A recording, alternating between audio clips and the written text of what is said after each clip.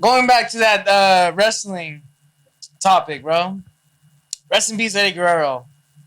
I'm asking you guys a question after, but I think Eddie Guerrero was my favorite wrestler of all time. There's a lot of wrestlers that go up there, like in terms of top 10 for me as well, for sure. But Eddie Guerrero has always been that wrestler that has entertained me. Like when I was a kid, like the way he would wrestle, like his antics, his ability to play heel, but also play like the hero and like win the crowd with his like cheating and like I don't know. It was just it was so strange because like you shouldn't be cheating, but at the same time, why am I rooting for you? You know what I'm saying? Like damn, like I like this character. I don't know why don't I care that you just cheated right now? He You was know, like Mexican Aladdin. Like that's how I look at him. Like, Mexican Aladdin. yeah, you feel Mexican me? Aladdin. Yeah, like he steals and he's just, you feel me? Like, but you like him. Like a street rat. Yeah, you feel me? Yeah, But like, okay. you feel me? Like you like him anyways, type shit. Nah, I stopped watching wrestling when I'm sure you guys seen that meme where it's Rey Mysterio in the middle of the ring, and then it's the Big Show, and then that one like super like tall Middle Eastern dude. I forgot his Oh, name. the Great Khali. Yeah, Yeah. and they're like Rey Mysterio won that match. Oh my god, bro. Oh shit. I'm just like, yeah, no, that's facts. That's facts. I'm trying to figure out how much in denial I was before I accepted wrestling was fake. Because I'm pretty sure I had a bunch of people telling me, like, this is fake. This is fake. And I kept on, like, trying to defend it. Like, nah, bro, this is legit sports entertainment. And that's what Vince McMahon says. It's not, it's not professional. It's sports entertainment, you know? Yeah. It's not like, it's Explain not the boogeyman. Homeboy ate worms. Explain it. I can't explain that, bro. Like, Then he'd bash a clock on his head. Yeah, oh, that's right. Like he was just a weirdo. I don't like see like I don't. He'd eat worms. I mean, who are you guys' favorite wrestlers? I mean, if you guys did have one. I mean, if you weren't into wrestling, that's all right. Maybe you were into like. I mean, I'd say, I mean, for when I was actually watching wrestling, like John Cena was my guy. I mean, hell yeah. I mean, I Like- can respect that. I don't know. I feel like he was just a cool dude that I fucked with, and I feel that. I he mean, it was was a cool tight. wrestler. But I feel like now it would be the Undertaker for sure. Ooh. For sure. For No. sure.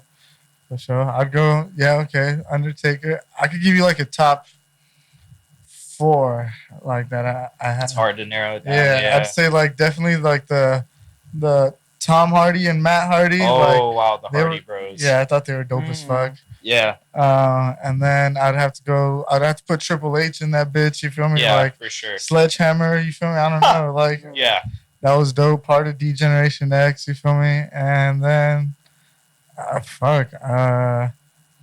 I'd have to put John Cena up there just because what he did to the fucking belt made that shit spin. Exactly. Like iconic. Like that shit's iconic. Yeah. Like, I don't think there's ever been a better title belt Yeah. I've seen in my life, in across all sports. Yeah. Period, where you get a belt. Combat sports. Ain't nothing too. exactly. Ain't nothing's been better than that fucking spinning belt. It's pretty bro. fly. Like, Yeah, it's pretty fly. yeah. Especially for like early 2000s. Yeah, that was fire. That was in trend. So- That was Yeah. definitely very trend. Who does that? Who does John that shit, John bro? Cena. Like I've seen ice cream trucks with spinners, but that For real? bro, we're from Mobile, dog. Like, That's that shit really- crazy, bro. Here, you'll see it sometime. I don't know. You know who was a wrestler that did a great job having me be like, oh, like this guy, because of how good they were Cringe. as a heel? Randy Orton. Ooh, Yeah. yeah. I was like, damn, Yeah. why you fucking gotta win this match? But goddamn, you're a good wrestler. Like, Yeah. fuck, like that fucking RKO, bro. Like, it's just, Get some. yeah, it just gets him, bro. Like, I can't even hate it. And I don't know why I was hating it for a minute, but you just can't hate the RKO. Yeah. Like, I don't know, like RKO, like one of those significant signature moves. It's a 619 from Rey Mysterio. Oh yeah, I was about to say let's throw Rey Mysterio in there for culture. Yeah. For sure. Like, 619. I don't know. Can you guys think of any like bad Yeah. signature moves? Oh, do you guys remember Carlitos? I think that's. Oh, I spit in Carlito. the face of people who don't want to be cool. They walk out all cool and shit. His themes. Yeah, I thought. What was that when they had he had like a short, like Carlitos Cabana or some shit. Yeah, I remember that. Huh. And it would be like a skit where he just ends it with eating an apple or whatever. Oh, and he would just spit it in people's Yeah. face, right? Yeah. God damn. Yeah, that's a core memory right there. Damn. Hidden in there. Yeah. I feel it tingling. Hey, you know who would be terrifying for me every time I see that signature hit? Umaga. Ooh. He'll do this and shit. He'll just like, Yeah. oh yeah, and he'll sit, yeah, bro. Like, I mean, every series that. Hey, I bet y'all bit an apple and spit that shit out before like that. Oh, bro, I've done yeah. all these antics, bro. The I've done- water bottle. The Triple H. Oh water yeah. bottle.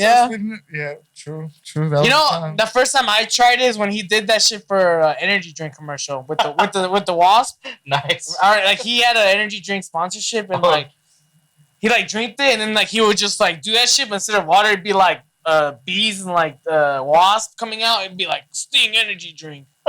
So I tried doing that shit and nothing happened. Yeah. Nothing happened. Yeah, like I said, I was a kid, bro, very gullible. Yeah, same. All I'm gonna say is from ages 5 to 11. I'm just to play safe 11. I had a theme song, dog. So like that's all I'm You had gonna a say. theme song? In my head, I did. What was it? Yeah. No, it was a John Cena one, bro. Oh, gotcha. I just hopped everywhere. Like I would just hop out like that. You feel me? Just like hand in fate. Like I don't know. It's just, I think mine was like a Linkin Park song at that time. it starts with. One thing. You just start. Or going Limp crazy. Bizkit song would have been a Limp Oh, Bizkit song. it's- Something like that. Okay, I feel it. I feel the Limp Oh, let me Bizkit. ask you guys this. If you guys had to choose one branch of WWE, would it be Raw or would it be SmackDown? I'm curious to know which team y'all on. I'm SmackDown. I've always loved SmackDown more than Friday Raw. Night SmackDown. I did For some too, reason. only because it was on a Friday and I was able to stay up late enough to watch it on I feel like TV. that's one of the You feel reasons me? why on too. Monday it came on at like 10 o'clock, bro. Like, and it's kind of too late for me to be. I got school in the morning. I feel like I really like SmackDown too, but my problem with it is I think they had SmackDown to compensate Raw. Mhm. Like, in the sense that all the good guys were on Raw. They had good guys on SmackDown too, but to keep it like going, consistently, I feel like they had to have SmackDown. To kind of have like that storyline, like Yeah. that makes sense Yeah. because when you're just Raw, like the storylines of everyone is just very limited as It's to too when you got much. SmackDown. Yeah, exactly. Like you just have another verse that you could add on, and the storyline potential is Yep. just it's easier too, Yeah. like for writers, no doubt about it. It sucks though because I think I did like SmackDown better only because I could watch it, but I was always mad that I felt like all the main events and main fights were on Monday Night Raw. Yeah. Like, I Oh felt- yeah, you know I've seen that. and they too. always kept the what was it called, the world title ship belt, the spinning one. All that one was any of the matches were only on Mondays. Like you Oh, would I never see. catch them on a Friday. I see. But they had the other one, like the Intercontinental belts and all the other belts that don't fucking matter on like SmackDown and shit like that. I don't know. I always thought like Raw was A and then SmackDown was like B. Yeah. That's But I what liked did. it too. SmackDown was entertaining. It was hard. I'd say another, like, this was hard. I considered him as, like, my favorite, but Batista. Oh, true. Dave Batista. Hit I you with feel the like- Batista bomb, bro. Even, like, people like Goldberg. I remember that to do with the all gold Yeah. face and shit. Yeah. He was a vibe. Yeah. Who else? Brock Lesnar. Oh, I remember that. Dude. I remember when Brock Lesnar came out, dude. Isn't he the dude like wearing an American getup, like blue? Oh, that's Kurt Angle. Oh, okay. Yeah, Okay. close, though. They do look similar. Yeah. Olympic gold medalist. Yeah. And they would chant, "You suck," whenever he came out. You suck. Oh, man. I've never gone to a wrestling match. I've always wanted to go, but I think someone told me like that shit's fake. I remember watching one episode where I caught him slipping.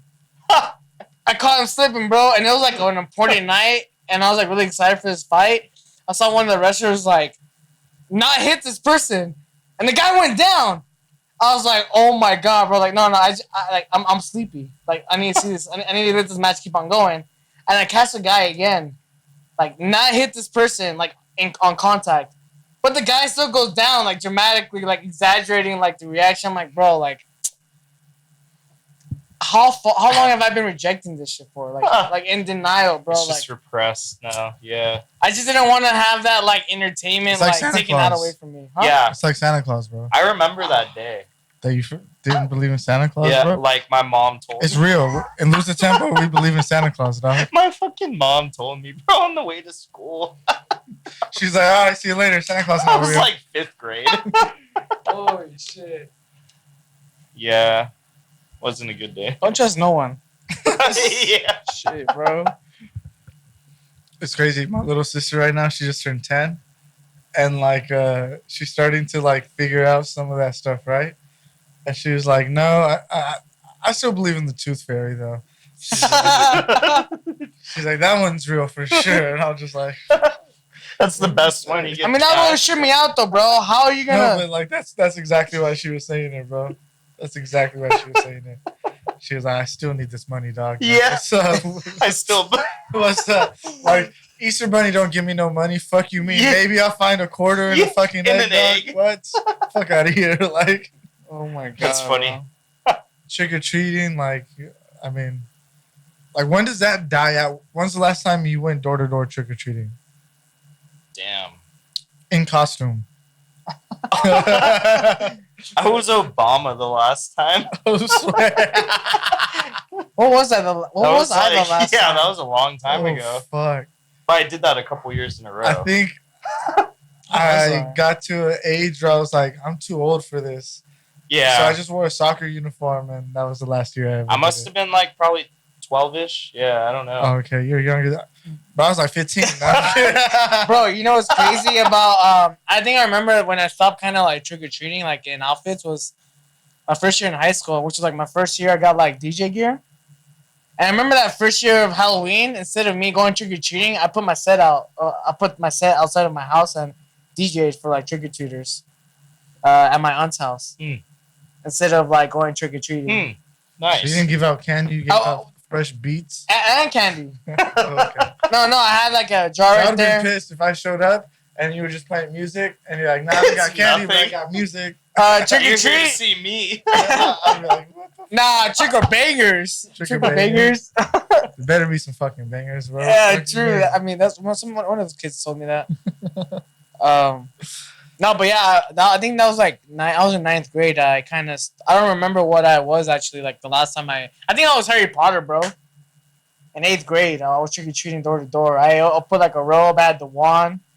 I put like I wrote like or drew that scar on my forehead.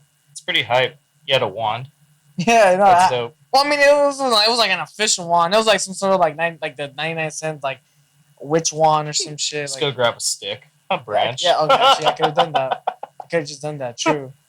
That's how they get me, bro. That's why I'm poor. That's capitalism, bro. Damn, bro, for real. It's like putting water into a bottle. Yeah. Like, shit, like I could have just gotten the water, but And it's bottle. like low key worse quality than your faucet water.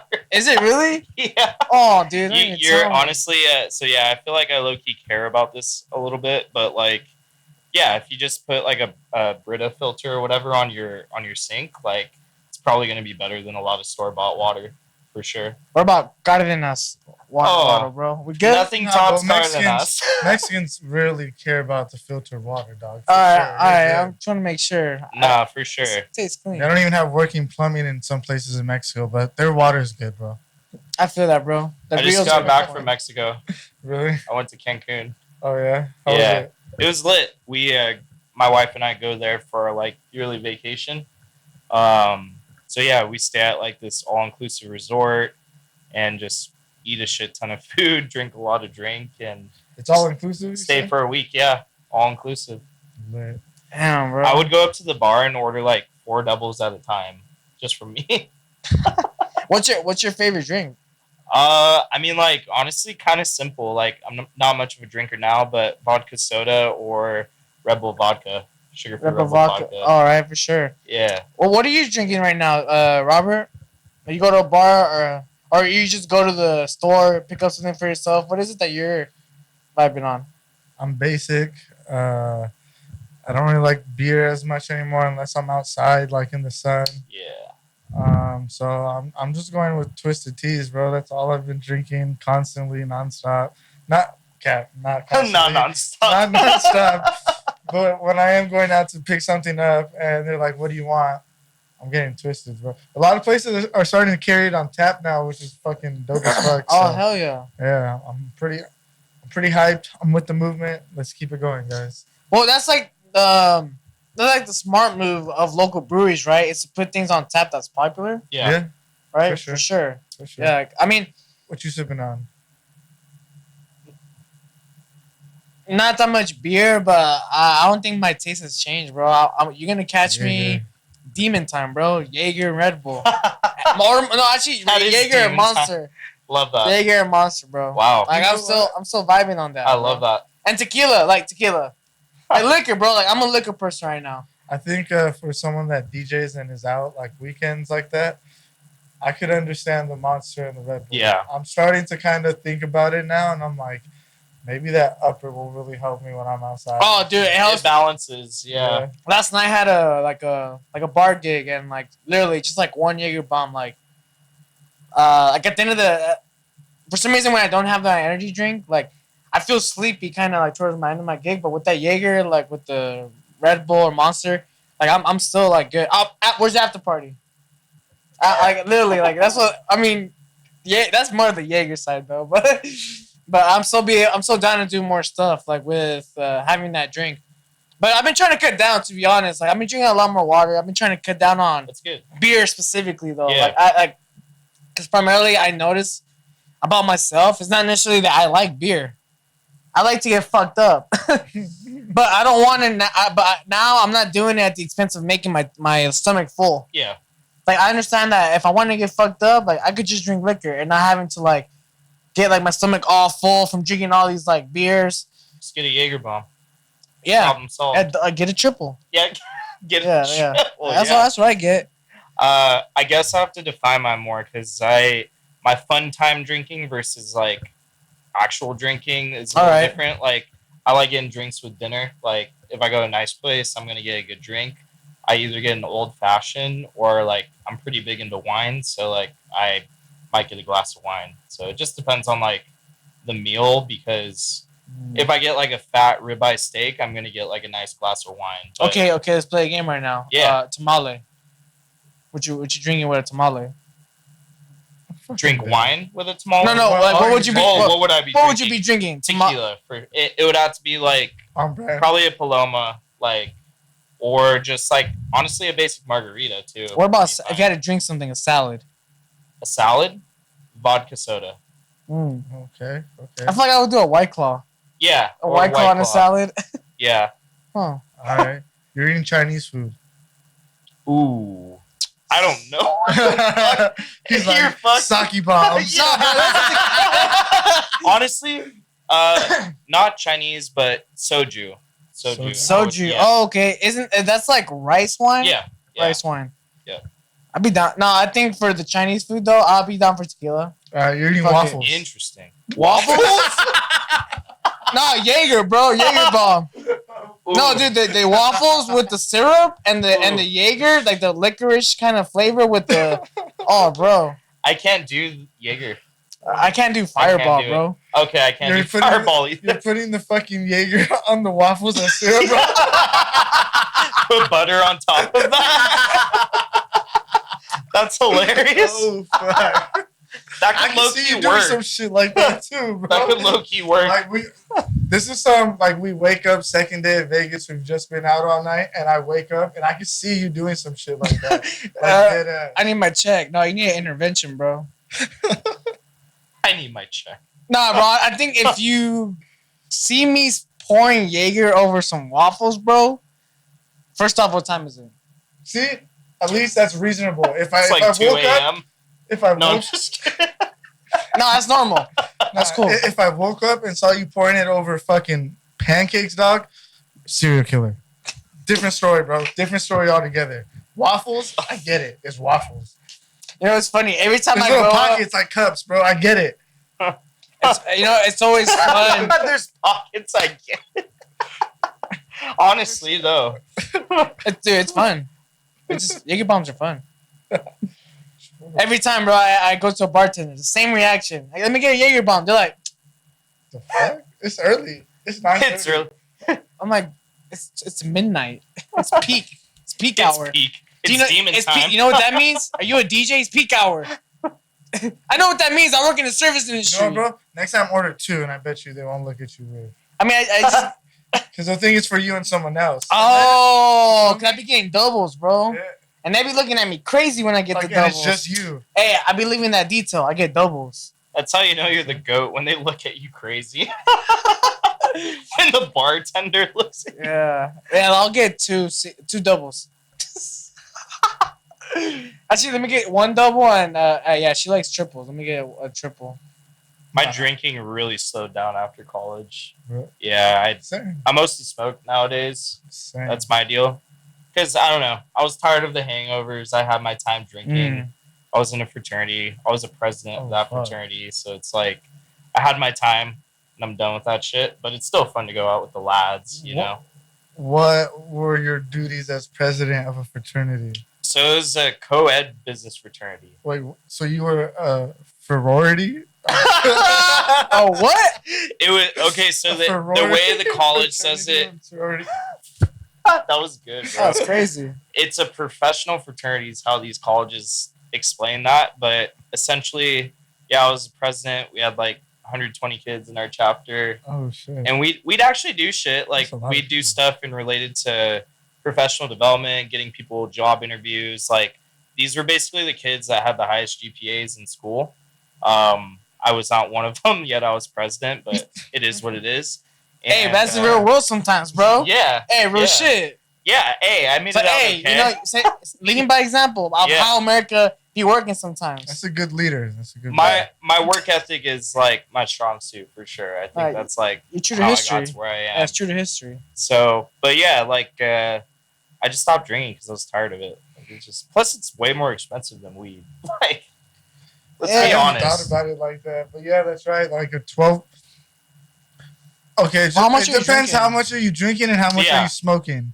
You feel me? Because if I think about it, a 12-pack of anything is what? Maybe $15 at the most, a 12-pack? And a 12-pack of joints is going to run you like 30, 40. But how long will it last you? No, but with $15 of anything, right, is, I mean, how much weed are you getting for $15? You could probably get now like a good eighth for $15 somewhere. Yeah, for sure. And how long will that eighth last someone versus a 12-pack? Yes. 12-pack will last a night. Sometimes that eighth will last a couple days. I agree.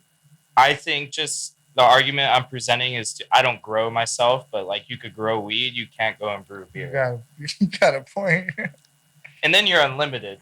No, you got a point. That is true. Because you can only produce beer. Yeah. And that's like... You're right. Beer's more expensive. It's a more expensive item, to make. Sure. Yeah, damn. Yeah. But yes, but it's just like depends how you look at it. You know what I mean?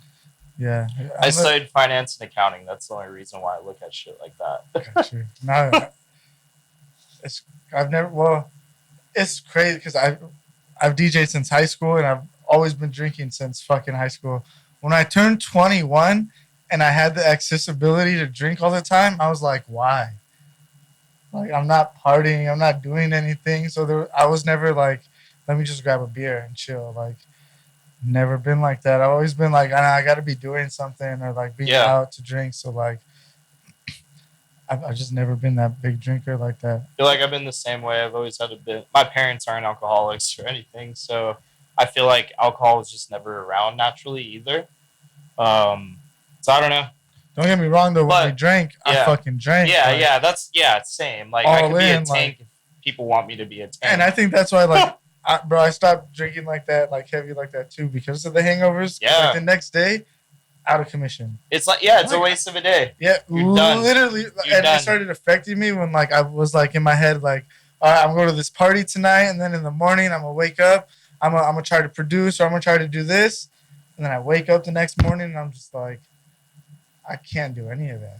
That's good though. You recognized it. And I was pissed. Now it got me mad. I was like, now I'm ruining my next day. Fuck that. I'm not doing it. Hey, but even to add on to that, bro, like the lifestyle of a DJ, like not only just to add like alcohol, but even late night eating, bro. Yeah. Like that's like if I could say that's still a bad if I could tell you one of the biggest things that I see that I still try. I mean, I'm doing a lot more better with this shit now, but like for sure, like throughout my whole like years of DJing, I think that's one of the biggest problems, like late night eating and feeling like shit the next morning. And like, I mean, I can still be productive, but I'm just like, yeah, like I didn't need to like go to Jack in the Box and get me like a munchie meal, a Snoop's meal, bro. You feel me? you know, and like now I don't really feel good. Like I've noticed, like, oh, okay, like I could just go home and like really just You need drink that brownie something with the meal, bro. Yeah, bro, like, Bro. like you know, just stuff like that. I don't realize. I'm like, yeah, like I don't really need to be like doing all I think this. pro tip move, because I think like when we first started DJing or like started doing like that nightlife constantly, you're always like, I don't really want to eat before I go out or eat too much before I go out. But I think eat before you go out. Yeah. No, bro, even if you don't want to. Yeah, Yeah. like fill I your think you're fill your right on stomach that. up because you'll burn it off. Like the red, like you standing up there, you're burning everything off that you just ate, rather than eating after and then you're going straight Feel like to sleep. shit. Yeah. And then the food is just sitting. And then when you're laying, your food actually digests slower. Yeah. So now your food isn't really digesting as fast as it should, and that could just cause like multiple problems if you're doing it constantly every weekend and whatnot. Yeah, a Like, shit ton of weight gain and shit. No, for sure, late night eating Yeah. is like I think my number one like factor to like. Cause I used to be a little bit skinnier in high school for sure, and I think a lot of when I was like DJing, however you want to see it. I can show you, bro. No, yeah, and I It's think okay. for sure, like that was like for sure like the biggest factors, and on top of that, just drinking. Yeah. Like, and I think also being out with friends, like being at social events, like you're just more inclined More to inclined, make yeah. purchases. Like, oh, okay, let's get a 16 Yeah. pack. I'll drink with you, okay. But I think once you Same kind thing with of food. Same thing with food. yeah, well, yeah, it goes hand in hand for sure. But yeah, once you start realizing like what is that you're really drinking for, like what's the goal when you're drinking, you start realizing, okay, like maybe I don't really need to get like a 16 pack. I really just want to like personally, I really just want to get fucked up. Those alcohol shooters at the liquor store, like do it like just good for me. Like I don't have to get like, because I could achieve the same result with getting a 16 pack or like getting 3 shooters. The only difference is if I do the 16 pack, I'm gonna be full as fuck, and I just consume all these like carbs Yeah. and calories. The shooters, look, they're gonna hit me way quicker, a little bit riskier, but like I'm not worried about now my stomach being on 4 or having consumed all that like carbs and calories. But I don't know, maybe if it's a Michelob Ultralight, then I ain't even worried about the calories, you know, shit, because we're getting, hey, I Nick Ultra, baby. I'm down for light beer, bro. Me too. Yeah, light beer's pretty sick. I fuck with it. I just had to say that. I don't know. No, that was well said. You a Bud Light person too, huh? Yeah, put me on the It's a spot. hard pass. But I remember when I was like trying to like buy masks when I was throwing parties like in high school. I remember like thinking about, oh, what should I get like alcohol wise? I remember I always try to like save money. I always think about Natty quantity. Ice. I'd always try to think about quantity. So I'd always get like the cheapest shit, bro. Like I'd always get like the cheapest vodka brands, like UV, like the UV flavored vodkas and the not even Bud Light, bro. You ever seen that brand Natural Ice? Yeah. Yeah, bro, like that, like cheap college, like Natty BP. Light. Yeah. Natty So Ice, I would yeah. just get like that shit, and I remember there was a birthday, bro. I think you and a bunch of like my friends had they taped me like 40s to my hands and shit. Like, yeah, bro. Like I was just You ever ice people with Smirnoffs? iced. Fuck is that? Like, How would you do that? so, for instance, when I was graduating college, Fraternity party talking. yeah, one of these one of these people came up to me and surprised me with a Smirnoff Ice. So you had to get down on your knee. It was a jumbo one, and you had to chug it Pause. like in front of everyone. That's called just getting iced. Oh, okay, got it. I Yeah. know what the Smirnoff Ice are. Those are good. Yeah, But okay, you got not when ice. you have to chug it though. Like Oh, it's no, yeah. it's And I'm pretty sure everyone's like, oh, chug, Exactly. chug. Damn. and the jumbo one. Well, when you're president, you probably kicked them out the next day, huh? Yeah, basically. Yeah, I wanted to ask, so what college did you go? Was it like out of state or local? Yeah. So I've always been relatively local. Grew up in Norco. Went to college at Chapman University in City of Orange. All right, nice. So yeah, I double majored there in finance and accounting. Oh, sick. So I worked in the corporate world, in real estate. So I also have like my own startup in the robotics space, and DJing is really just Obsidian's a passion project for me for sure. Oh, that's real cool. Yeah. And we were talking earlier. You had just started this project just about a year now, right? Like, Yeah, really. Yeah. So I feel like November of 2021 was like the legit start of Obsidian. Mm. That's when started learning Ableton, watching a lot of tutorials on Serum, just like learning how to produce bass music because I've been raving since 2016. So yeah, I feel like I was ready to like people in the EDM scene, I think, don't realize how much knowledge they have about music. And with the music background I already had just from like my earlier days, I was a trumpet player. Like I just kind of utilized those skills to learn how to produce. And now I'm in the phase of just getting into DJing basically. I've only been DJing since January. So Damn. That's it's always astonishing to me, like because we have a bunch of guests from various of years of experience of DJs, producers, and it's always like it's interesting to see like all these kinds of like portfolios from all of our guests, man. I mean, you talked earlier too before we recorded, like you've been listening to dance music since 2010, '09. yeah, You said you started raving in 2016 and then made that actual transition just a couple years ago. Like, what would you say, was there like an event that kind of transitioned you into making that turning point into like a DJ? Having all those yeah. years of like going to raves and like listening to dance music. I think the pandemic really opened my eyes because like at the time a lot of artists were doing like live streams and stuff, and that was like our only way to like go to a rave. It was virtual basically.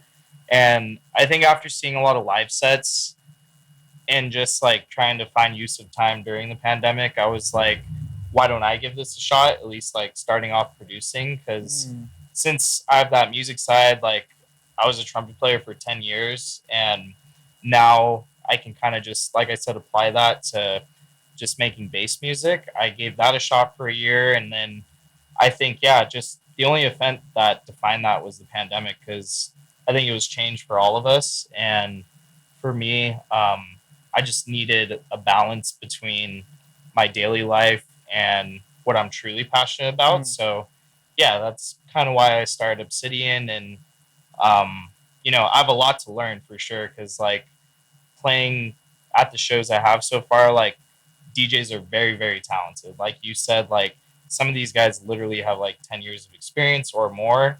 And it's just been cool to like learn from those people so far. And I'm excited to see where this goes. And it's real cool to see the amount of progress you've made, bro, within the first year. Because I was looking through the supporting shows that you've done. And yeah, man, you've done a lot of support gigs for a lot of cool headliners.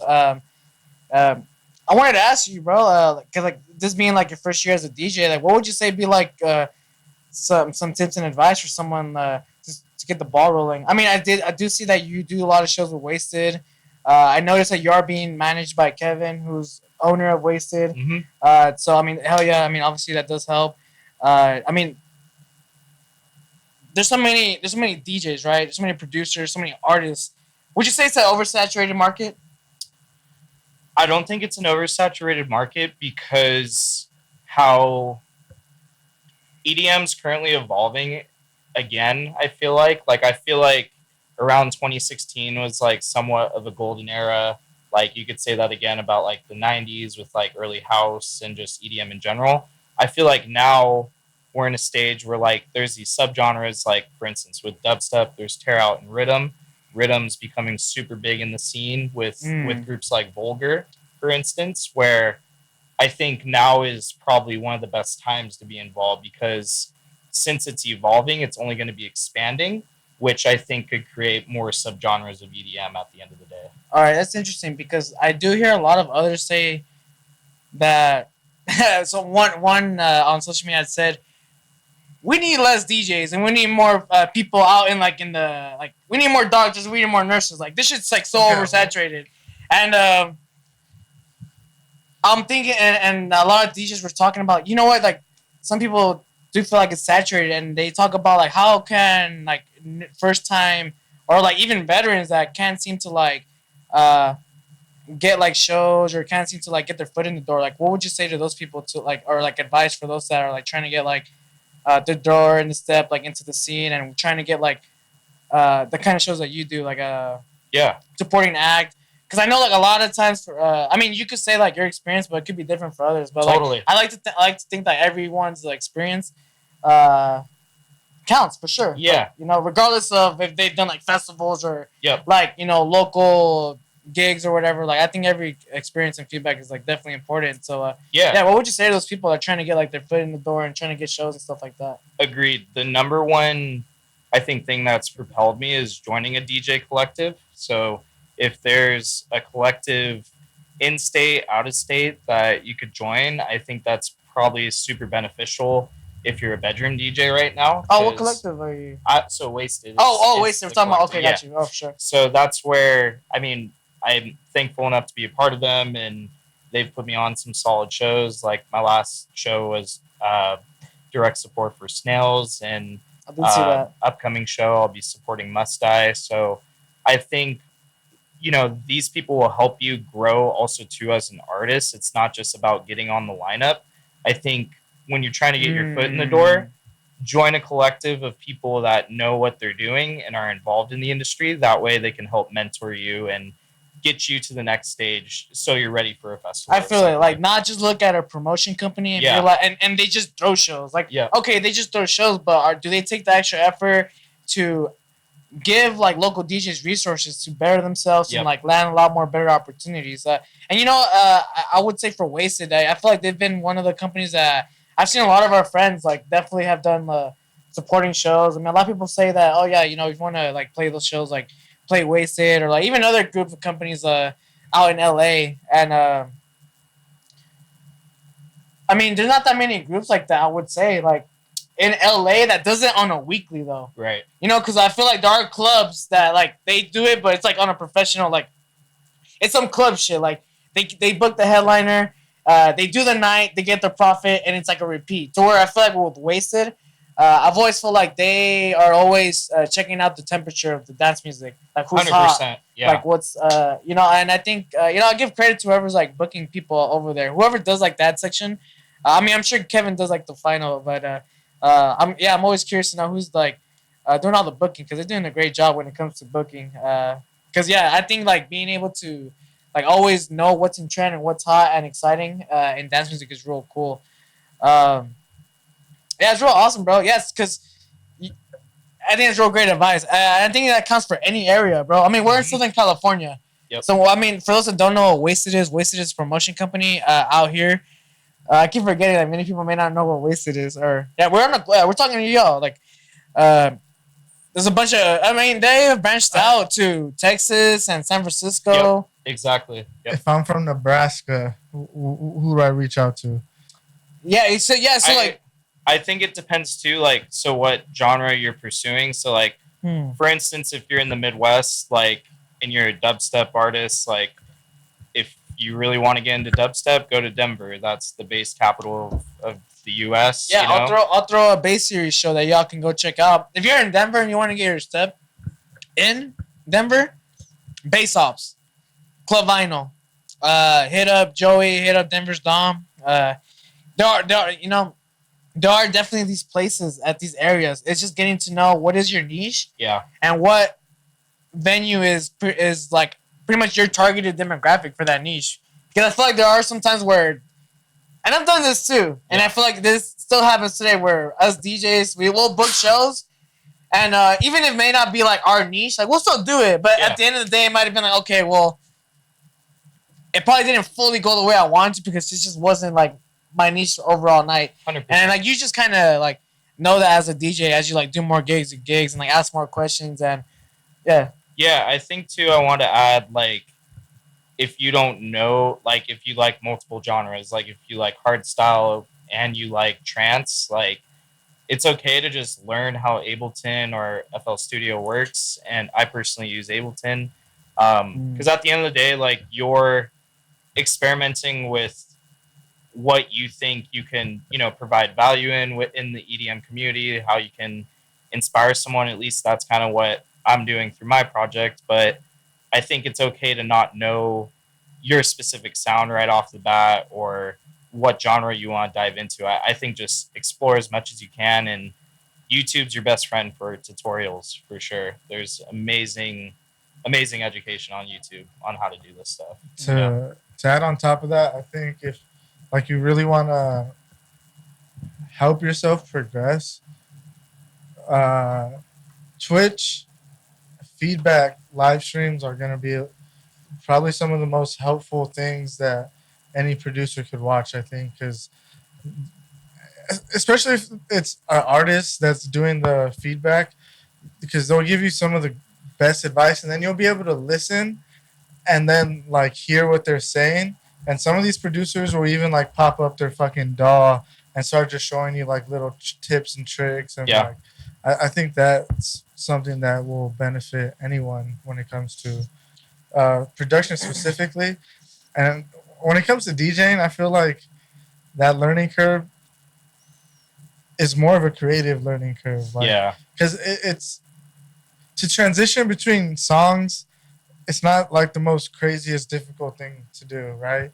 Like there's good ways of doing it and there's bad ways of doing it, but like it's all subjective and like what sounds good to your ear. So I feel like when it comes to DJing, just learn the basics and then from there just start experimenting yourself. Like that's the best way to go about DJing, I think. Yeah, and if I could add on to that, I'd say once you do all that, additionally play with people back to back if you can. Because I've learned so many of the things, my techniques that I do from other people that are just more skilled than I am. So it's like I've done everything from back to back to B4Bs at this point. And I've played with different artists each time. So that's just been super helpful too. Back to backs. If I could lastly add on that too, and this may sound a little weird, don't be afraid to scratch someone's back. I'm gonna say that again. Figuratively, right? Figuratively. Okay, I got you. Because I think that with the dance music industry, I think a lot of these opportunities, it's like, especially when you're starting out, I feel like we always want to make it known that we're in the game. Mm-hmm. Hey, look, I'm blah blah blah blah. This is what I do. Like, book me for your show, blah blah. But it's like, hold up, bro. Like, first scratch my back, I'll scratch. I feel like a lot of times people don't like get into this game without having to like offer something back sometimes, like totally. Like, okay, you're asking for something, okay, but you're at least coming with like something that I could like work with, I feel like something to think about too, when you're starting out. Like, I get it, like you're starting out, you want people to know you, like get all these shows, but like before you like reach out and like interact, you just know, like if there's something that you can help out with, like I guarantee you that you'll stick out through a lot of prospects. Yeah. Of getting like a show opportunity or getting that conversation with that person you want in that industry. Yeah. I think being able to provide something as well, like versus the prospect that does not able to provide, like that's the industry, like straight up, like the prospect that's able to provide value to that person is gonna get chosen over the prospect that's not able to provide like or doesn't have the potential to provide some sort of like value, like so and then sometimes like And like scratching someone's back, that could be interpreted in like, different ways. Like I could give you like an example. This could mean. I'll give you an example. This could mean like a DJ taking an opening slot because the promoter told them, "Hey, I need you to take this opening slot." However, next week you'll open up for blah blah blah, like stuff like that. Like it's just. I mean, taking one for the team. Exactly. Yeah. It's stuff like that. So there's a lot of people that they'll get their first 2-3 gigs. Okay, I don't play opening slots no more. I strictly just play headlining. Okay. Well, we'll see how that goes. Yeah. But taking one for the team. I just think keep that. Even if you're not a part of the team, how can you contribute to that team that you're gonna be working with? Even if it's not like an exclusive binding kind of like contract. Like how can you like when you're working with somebody, like how can you like consistently not like be clutter, be productive. And I think that's going to make you stick out from a lot of prospects when getting these show bookings. And on top of that, having the music. And then also, too, like even if you're like in a rural area, an area where like there's not that many things, right? That's what you would say. If you have the internet, like network, like get to know. Like, and I know it's like adding friends on Facebook that you don't know could be a little like strange, but don't be a weirdo about it. Like make it make sense to request somebody, when you're networking. I mean, there's smart networking, and there's just like blindly like cold calling networking where you're just adding friends. It just doesn't really make like a lot of sense, you know. But if you have the internet, like know your niche, know what you're trying to accomplish, and look into like the decision makers in your niche that contribute to the goals that you want to meet. Because uh, you know, we hear a lot of people that, oh, I'm not in LA, I'm not in Florida, I'm not in Denver, like I'm not gonna pop, or I can't be known. It's like that's not true. Like, Yeah, bro, I'm from Orange County, dog. I'm not gonna pop. or even that, like, you know, it's like, dude, you're in Orange County, like, bro, there's people in Mississippi that wish like they were in your proximity. But what I'm trying to say is that like if you're able to have a conversation with someone online, I mean, obviously in person is way better, but that shouldn't stop you from wanting to like have a conversation or reach out to somebody online if you're from a small town in Mississippi or in Dakota. Because I mean, I'll tell you what, like I like to think I'm from a small town, like Marina Valley, although I'm kind of close to LA. Like if I had not had like done or I'd reached out to a couple of people or made conversation, I wouldn't think I would have like played like some of the shows that I played or like gotten some of the opportunities I would have done. Like because I'm pretty sure a lot of the networking that I did, not even in person, online, contributed to a lot of those opportunities. 100%. So there's a lot of play, not even just in person, but a lot of the conversations are happening in the emailing and the Facebook. Yep. And it's just you're only shown what they're gonna show you, and you know, and a lot of that stuff is like very behind the scenes. So I mean, always take advantage of the internet. Get to know like you know, the tastemakers in your niche, the people. Like if you want to get shows, get to know the promoters in your area that throw the shows. Yep. Especially within your niche. Shit, I don't know. What else can we throw in there for first time DJs? I don't even know if this is what we were talking about. Shit. Kind of just blacked out right now. I'm blacked out. I blacked out already. Yeah, I'm blacked out. So you said you ran Ableton, yeah? Yeah. When did you pick that up? About a year and a half ago now. And right off the back, what did you start producing? I mean, so I started producing dubstep. Like that's what I wanted to get into. Just right off the bat, yeah. So straight into bass music? Yeah, bass music. Sure. So you opened Ableton and was like, all right, I'm a bass producer. Let's do it. Yep. Because that's how it works. What's it called? From what was it, the trumpet? Yeah. To dubstep. Run that shit. Let's go. Brass? Nah, it makes sense, bro. Oh, It makes yeah, sense, after you that. feel me? Like, hell yeah. I played the loudest instrument. Now I'm playing like the Loudest- loudest playing subgenre the of loudest- playing the EDM. loudest sustain. Yeah. Tear out dubstep. Yeah. So when you played the trumpet, did you also like know sheet music and all that? Yeah, I can. wow. I can write music. I can sight read. So like, that's when you haven't seen music before, and then you can read it. I was about Yeah, to say, what the yeah. hell is sight read? That's It's, crazy. yeah, okay. So That's yeah, crazy.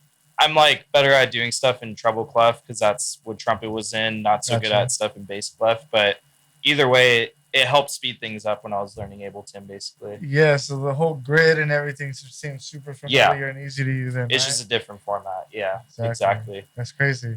That's crazy as hell because I can't read sheet music. Well, that's a yes and I know what the fuck I everything gotcha. means, but Yeah. it's gonna take me like a minute to decipher everything. You feel me? Like Yeah, I had a few music theory classes and shit like that in college and whatnot. But I definitely think like just any type of musical background like helps when it comes to production, and especially in dubstep.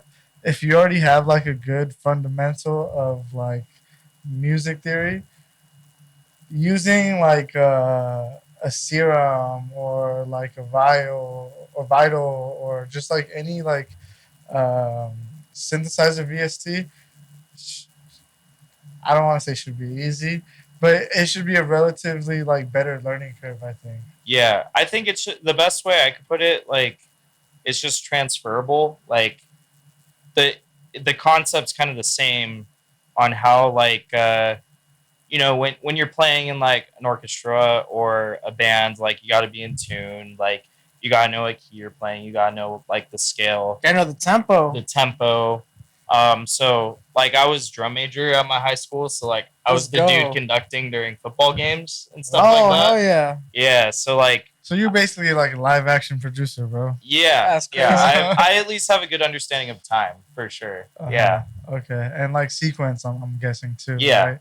'Cause that's like say you don't have a musical background. That's something that I see a lot of like beginners really struggle on is Interesting. sequencing their music. Like how long like an intro should be, how long their That's build up interesting. should be. I see. All like that's really Huh. hard for people to grasp. Whereas you kind of already know, well, a 16 bar Yep. for this, like 8 bars for that. You feel Yep. me? Like for people that are new, it's like Interesting. not even like a concept in their head. Yeah. You know? So you're definitely like ahead of the curve. Plus, I heard that track you put out, Funk Step, right? Yeah. How did that track come across? I know you kind Yeah. of touched on it a little bit earlier, but Yeah, no. So I mean, Funk Step was kind of my first official release that I just wanted to put out, and for one, just like get a little experimental with the bass music that I'm doing, just to, you know, put my own twist in like the bass music scene, but also too, just I have a lot of respect for like Japanese culture, funk as a genre, and now it's kind of starting. It's going to be emerging, I think, in the bass music scene pretty soon. Did that originate from Japan culture? Funk? Yeah, yeah. Okay. It's well, I'm not exactly sure the exact origins of it, but it's It's very like consumed out there. Yes, Okay. yep. And so I'm also a car guy, and that's one of the genres of music that I listen to when I'm driving. So yeah, when I was putting that track together, I wanted to combine both genres and called it funk step because I haven't really seen that being done yet. So yeah, just wanted to try to mix the two genres together. so there's a clear transition in that track where it goes from like that whole funk step sound Yeah. into like that heavy like dubstep, like tear out-ish. Yeah. Did you produce both? Like how did that like go across like that first section? Because like it sounds like they're two ideas put together type Yeah. thing, and I'm just like curious of like what. No, totally. Yeah, good question. I had to like chunk it together when I was like building it production wise because I wanted there to be a clear difference because Gotcha. so on the cover art for this song there's a super on there, and when I start going into the build up I want there to be like a clear acceleration and like, oh god, like there's something that's going to happen right now. So yeah, the beginning was just kind of this more melodic kind of, you know, you're on the highway just cruising, and then all of a sudden someone pulls up next to you and wants to race you. So Gotcha. let's take this up to 100 miles an hour with the build up. Nah, bro, you went like 200 miles per hour. Sam. Like you went 145 miles per hour. Yeah, If I'm trying to be exact. You feel me? Like Exactly. I know it was dope. It was a dope switch up, and like I've been listening to like a good amount of funk like recently, but I haven't been listening to like anything dubstep related. So it was a cool little Appreciate switch that. and, like vibe for sure. Yeah, I don't know if like my future IDs are going to be like, you know, funk incorporated, you know, into Tear Out, but I think it's at least something that I want to explore more, and I think I'll create more IDs in the future that have funk. But for now, just I think the purpose of me getting involved in Tear Out, I think, is to really just I don't know. I've been to so many shows where I've seen artists that inspire me in their own way with their own drops. So if I can do that for someone else and just get them out of a dark place or whatever that may mean to them, you know, I'm just trying to do that. You know, it's interesting because your first track is a mixture of funk and like that tear out dubstep style, and you know, it's real. It's interesting to me because like as you're talking about like where you want to go with like the Obsidian sound, right? I'm glad you touched on that because for you, Funkstep being the first track, you know, my discovery with artists and like coming across like a track of theirs for the first time, I wonder like, oh, okay, like off the bat, you kind of having an idea of what kind of producer they are. Like if they're a house producer, if they're a bass music producer. So I'm kind of it's kind of cool that you touched on that part because like if someone were to come up to your track, I mean, you would just say you only have one track, right? Like the funk step. Yeah. So it's kind of like the listener kind of has to decide, like, okay, like, where is this direction? Where's the Obsidian sound gonna go now? Like, is it gonna go more towards funk, or is it gonna go more towards tear out dubstep? Yeah. So, but like hearing you out, I'm thinking it's gonna go more towards like that tear out, Yeah. right? And I think like the funk is like something you'll obviously will incorporate. But yeah, like I think this is like, yeah, it seems to me like the sound's gonna be going more towards like tear out and incorporating other ideas into the tear out. Yeah, and I think just to touch on that, like one of my biggest influences is definitely Space Laces, and I feel like I like to keep things interesting like he does. So that's where, yeah, tear out's probably going to be the main gist, but there's going to be other interesting elements in these tracks for sure. Okay, and then also before we move on to this topic, I wanted to talk more about funk, because I haven't seen like the hype on this genre, but I'm just trying to figure out where this all originated from. I remember just like playlists just kind of pushing this, or even artists just saying like, "Oh yeah, you guys need to just hop on that funk wave." I'm just like, I've heard it before. To me, it's not like, to me at first it just sounds like slowed down, reverbed house. Yeah, I mean, like, I don't know. It's just like, that's kind of like what it. Yeah, I didn't think of it like that before, but yeah, you could definitely say that because I think it originated in the car scene for sure, like the underground like racing scene, and I think mainstream wise how it scaled was on TikTok. I think a lot of TikTok videos feature funk nowadays. Oh, okay. So that's where, you just kind of see it everywhere now. Because I would come across a lot of TikTok clips, and they would play a bunch of funk sounds. And I'm okay, this makes a lot of correlation. So that's where I think, I don't know for sure, but that's where I'd guess. All right. All right, that's interesting. You say you're a car guy. Are you more like a drag guy? Are you more like a drift guy? Or like, I like if you were to be like a Need for Speed character, bro. Like, are you what's your specialty? Drag, drift, like. I mean, I'm gonna drive like a Need for Speed. Like, I'm gonna drive a McLaren. Like, I'm a McLaren type of guy, but I like all kinds of cars. Like, I have a 1970 Mercedes 220D diesel. So it's like a just old 70s Mercedes. Like an actual car, not Need for Speed? Oh, yeah, in real life, yeah. I thought you start saying, oh, you Need for Speed. No, like, damn, oh, yeah. We're going to play that game? Oh, yeah. I got Underground 1, Underground 2, bro. We'll run that.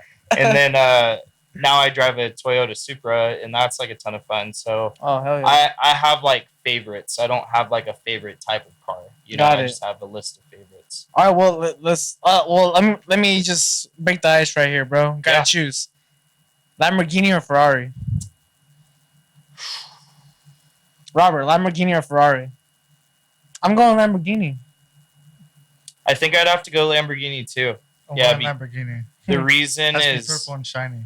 Get a nice. Oh, okay, Ultra Lord edition. Hell yeah. I think with Ferraris, I'm just like not a fan of their model sequencing nowadays, and I feel like having a Ferrari in the early 2000s versus now is just way different.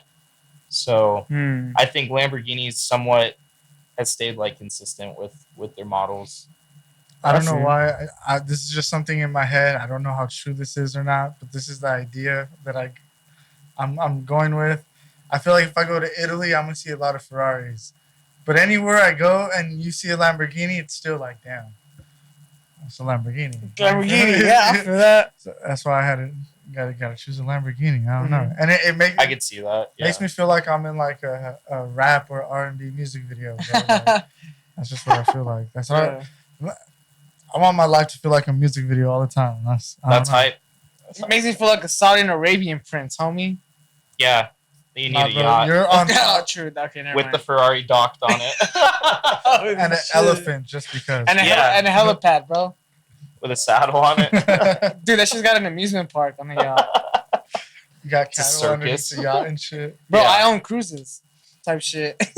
That's like, that's filthy rich, right? Like, to have your own line of cruises? Oh, yeah, I'm on a line of cruises. For sure. Like, that's filthy. Like, let's think about filthy rich real quick. What is it to be filthy rich in today's time? I think a billionaire. Billionaire. Yeah. Like, I own a couple of nightclubs around the world. That's filthy rich, right? But I feel like that's like 50 million. Okay, I own a couple oil companies. That's filthy rich. That's filthy rich. That's hundreds. I think you're rich when you start selling your old private jets to rappers. That's when he Yikes. made it. How about owning like a professional sports team? Is that filthy rich, or is that rich? Not Depends filthy on the rich, but team. it's pretty rich. Depends on the team. Depends on the I own team. the Lakers. Oh, you're filthy rich. Oh, okay, that makes. You're filthy rich, dog. That's Eh, Los Angeles. Inter Milan. You're pretty rich. That's yeah, national. you're pretty rich. Yeah. Yeah. I mean, global. Yeah. No, for sure. Okay. Yeah, I think we're like soccer teams, bro. I That's think they're another super level. expensive. Like, Yeah. I mean, we're not talking MLS expensive. Like, not MLS. That's cheap. That's like pocket change. For Like, sure. I think like most millionaires can have an MLS team if Yeah. they really wanted to. That'd be crazy, bro. Imagine if like DJing was like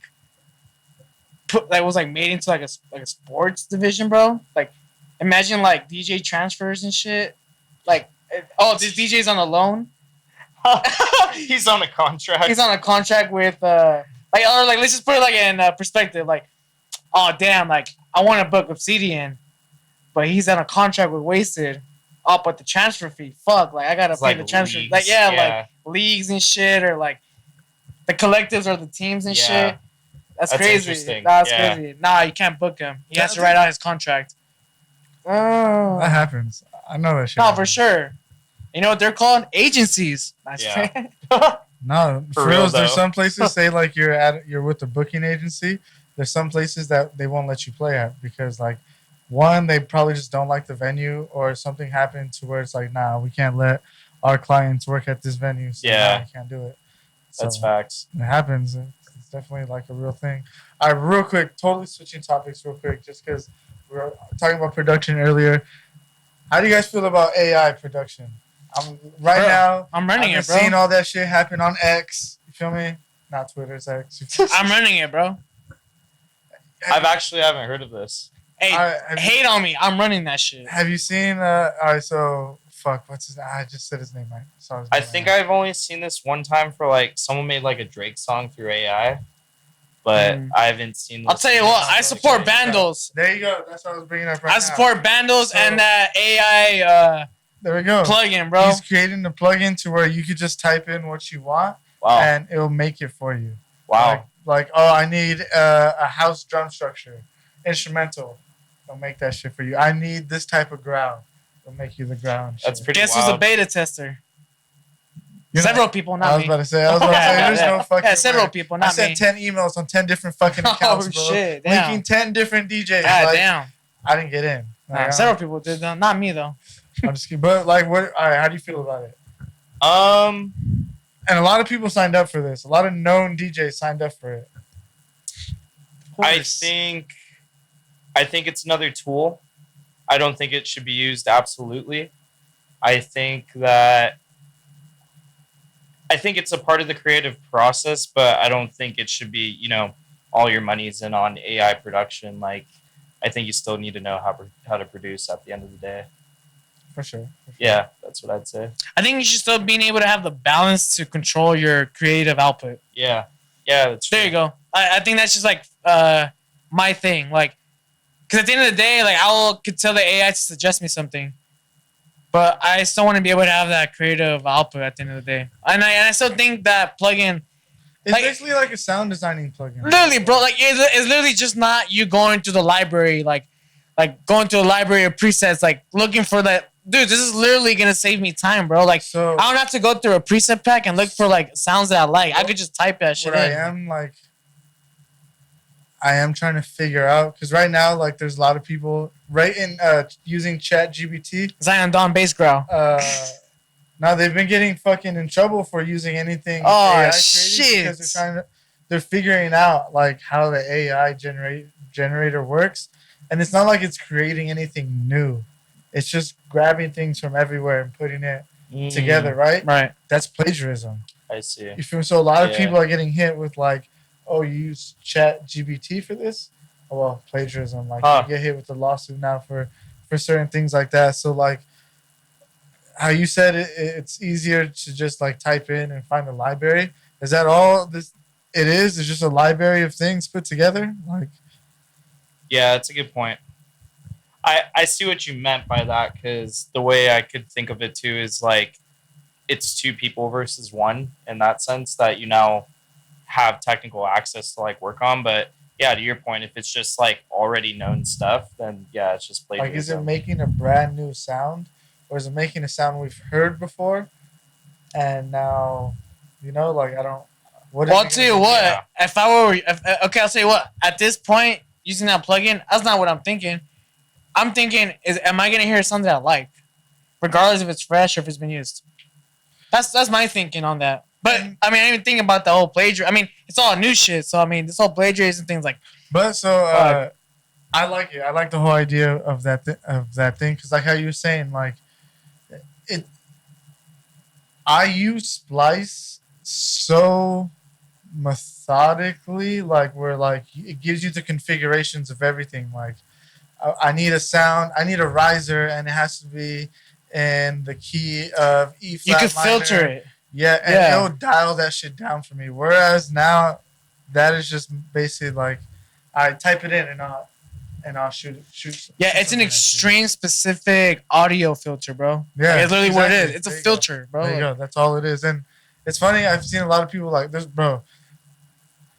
I'm gonna call it Twitter. Is it cool if I call it Twitter? I don't know. Sure. How do I call it X? Like, No, what do it's you guys- Twitter. No, what it's Twitter, pronoun bro. do you guys suggest? I don't know. Elon, homie. All right, Elon's app, bro. They've been going crazy on the app about that shit, about like producers using it and like how it's like a big like fucked up thing, blah blah blah blah. But like people have been using chord generators for years. Bro, FL Studio has its own built-in chord generator, bro. Yeah. Where if I press a key, it'll give me ghost keys of what I could like put from my next beat bar. It's like we've had all these resources at our disposal, but you want to be prideful. You want to let people know you're the sickest sound designer. The entertainment, the dance music space is not asking for sick sound designers. It's asking for comprehensible music. dance music. And that might not mean crazy ass sound design. That may just mean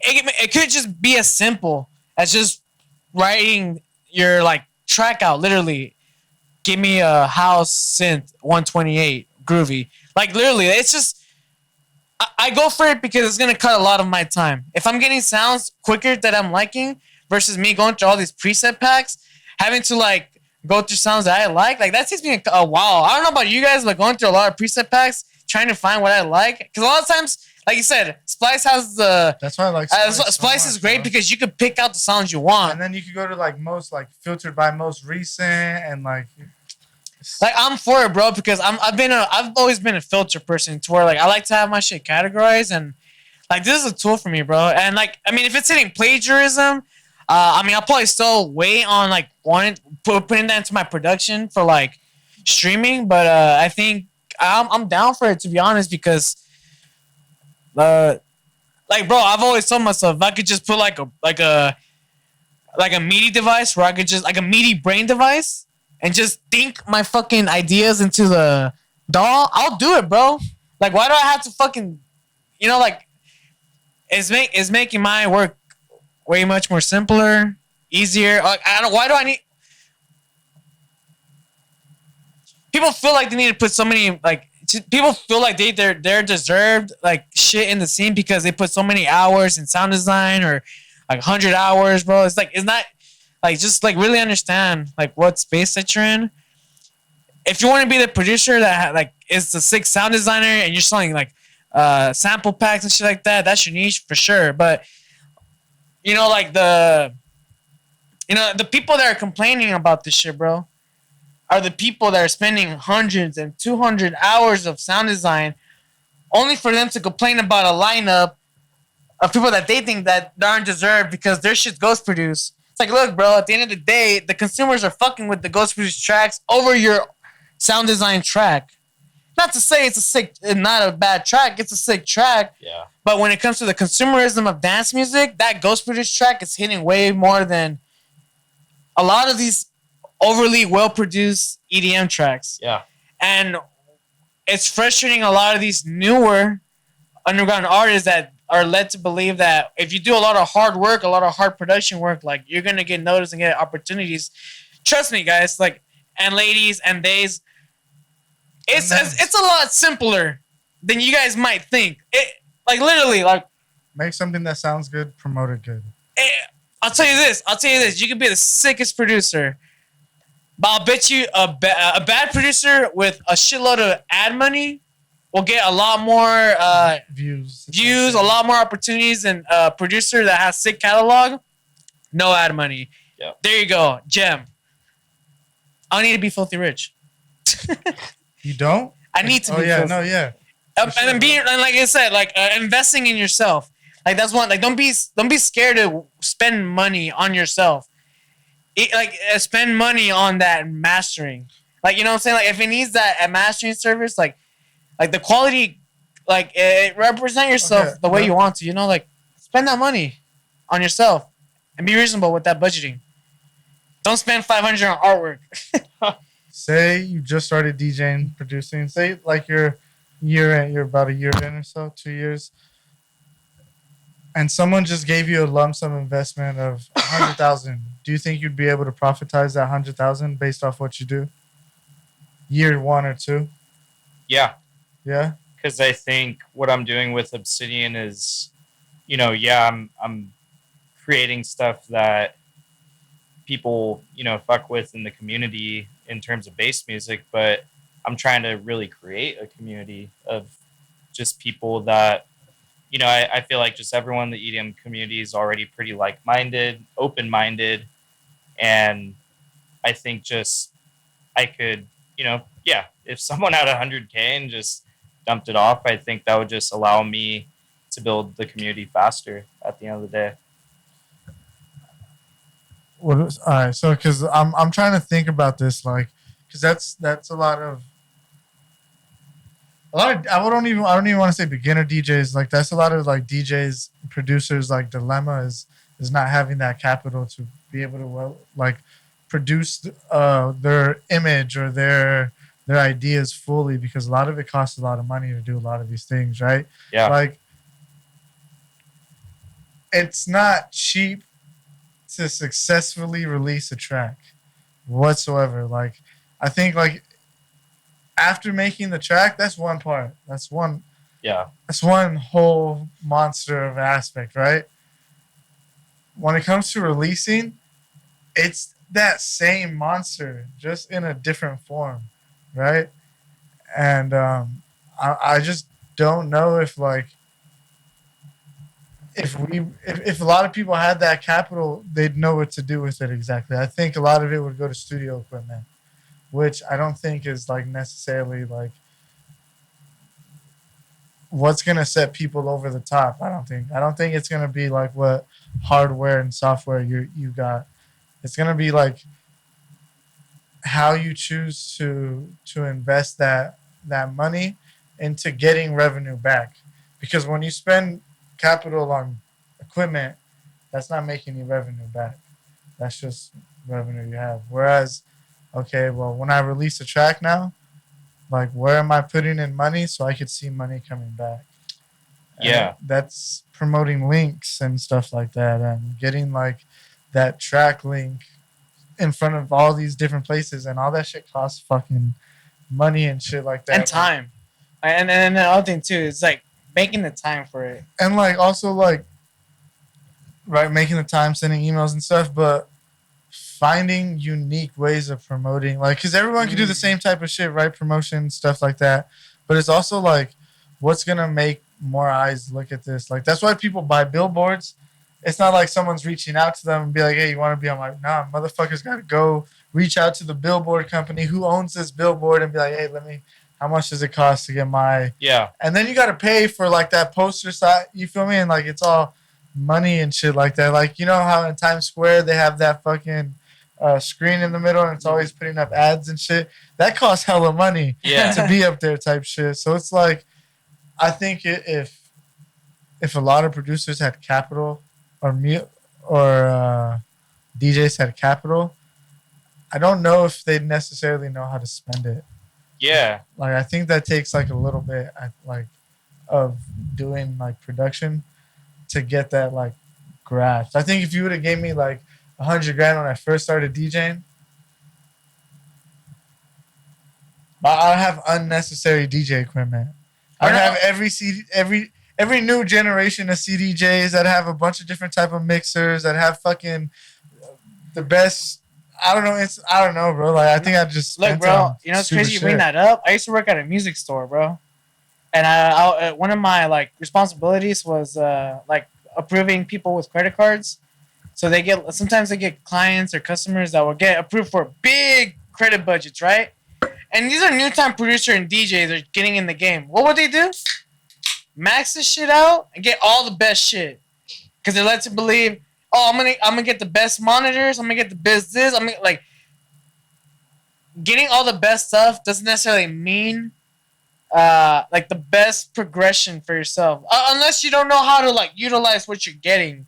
And I feel like you said, like for the first time person doesn't really know what they should be spending on and how much they should be spending on a certain thing, like you don't ultimately you don't really know that meeting until you do a lot of that, until you know like, nah, I shouldn't be paying as much for artwork. Like you're tripping. Yeah. This is the market value for artwork for your kind of work. And I think that like a lot of newer producers and artists, they fall into the trap of maybe I want to say carelessly spending because they're trying to figure out what they should be spending, right? But like that's a trap that I see, that like, oh, like newer producers are like just maybe getting stuff that they're focusing on stuff they probably shouldn't focus, like, right? Like maybe you shouldn't get, maybe you, like, again, maybe you don't need to get like this crazy ass like studio built.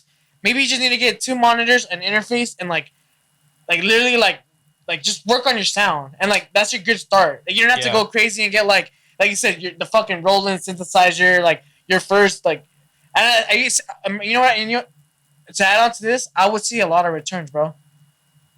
Hey man, you know what? It didn't work out for me. All the time, bro. And I would add on to that. Like I don't even have CDJs at home. Like the only time I practice is at Pirate Studios. And so for those of you that don't know, yeah, shout out to Pirate. It's like basically you can book sessions to practice on CDJs up to 3 decks at a time. So, and it's 24/7 and it's pretty affordable, especially when you split it with homies. But yeah, I'd say if I have 100K, invest in yourself, go to a studio. If you don't have a studio in your area, go to a Guitar Center and mess around with their CDJs, or Sam Ash is another music store. You can mess around with their equipment.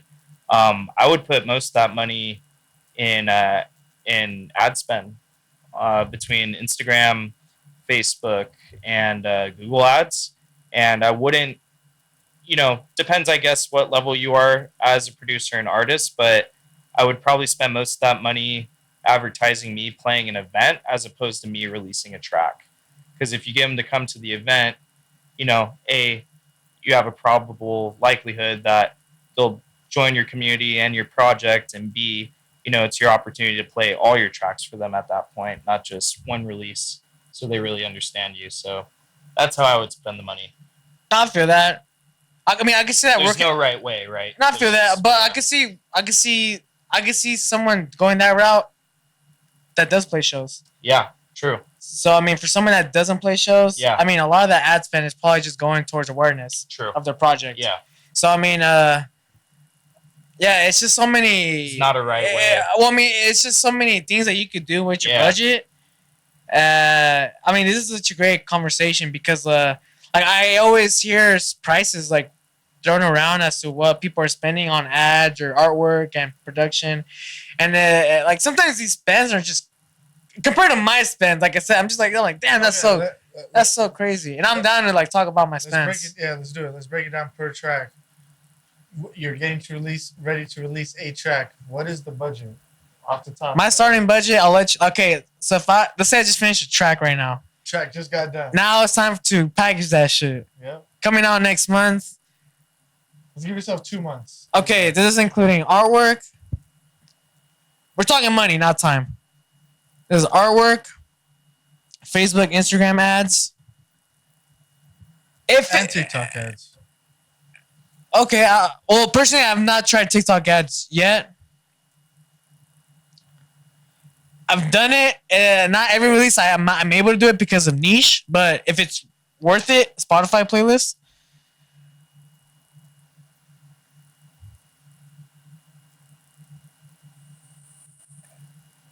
No, this was the four. This was the four, bro. This was the four. So like artwork, promo, assets, all that stuff. I luckily save money on my own mixing and mastering. Video assets. But I could definitely do. Oh yeah, the artwork. I'll put that into the artwork for sure. I like to spend between 150 to 300, but that's including artwork. And you guys, I mean, and you guys could look at my artwork online, and you guys can kind of see like my spend and what that looks like and how that sounds. So Husky SoundCloud, you guys can see what I put into that and what that looks like. I spend about 150 to 300. Bro, some people are spending that just on artwork sometimes, bro. I believe that. And I'm very thankful to have a graphic designer that's like willing to like work with me on prices. And then this is the thing I was going like I was able to scratch his back on something, nothing artwork related, but you know I was able to help him out with something. He's helping me out with artwork. So so I mean it's just one of those things where I mean luckily like at the level that I'm at, I'm pretty happy with like the results that I'm getting with 150 to 300. But I have seen people put 150 to 300 into a campaign for a song and get better or worse results to me. So it all varies. Yeah. It all varies how you spent that money. You can spend more or less. And like also and like you brought up something too, Robert, where you say like you can determine like how serious you are about your music, about your budget. And I agree. But also like if you're putting 1,000 into a track and you're like carelessly spending, I look into that shit, you know, like it may not be like you have a big budget. Like what are you using with that budget? Like, you know, so like you added in your budget for your promotion for the ads and stuff like that. And like there's so like and you just put in artwork as part of like the budget. yeah, too, now right? the money section is done now. Now we're going to the time. Well, some people also do music videos, which are gonna also cut into that. Like, Yeah. when I say music video, it doesn't necessarily just mean like a video of them in it. Like music videos, as in like visualizer music videos and stuff like that. Right, for sure. And then they also need to create like a bunch of different like. And I'm getting into this now, as in like someone who like if you're gonna be releasing, you're gonna be promoting, and you're gonna be sticking. Like it's not just a release and dump and that's it, right? Like if you're gonna be continuously like dragging it out for a track, like you got to create more promotional campaigns as you go. Like it's not just okay, I'm gonna release this track now, I'm gonna set all my campaigns now, and then we're just gonna see the results. But it's more like how you were just getting into it right now.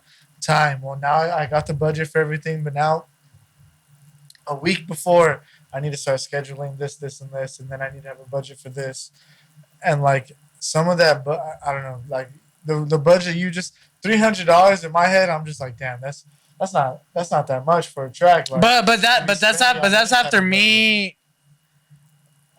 Background for those who are just coming first time listeners. Like I've been on that budget. I've been like developing that budget since 2017.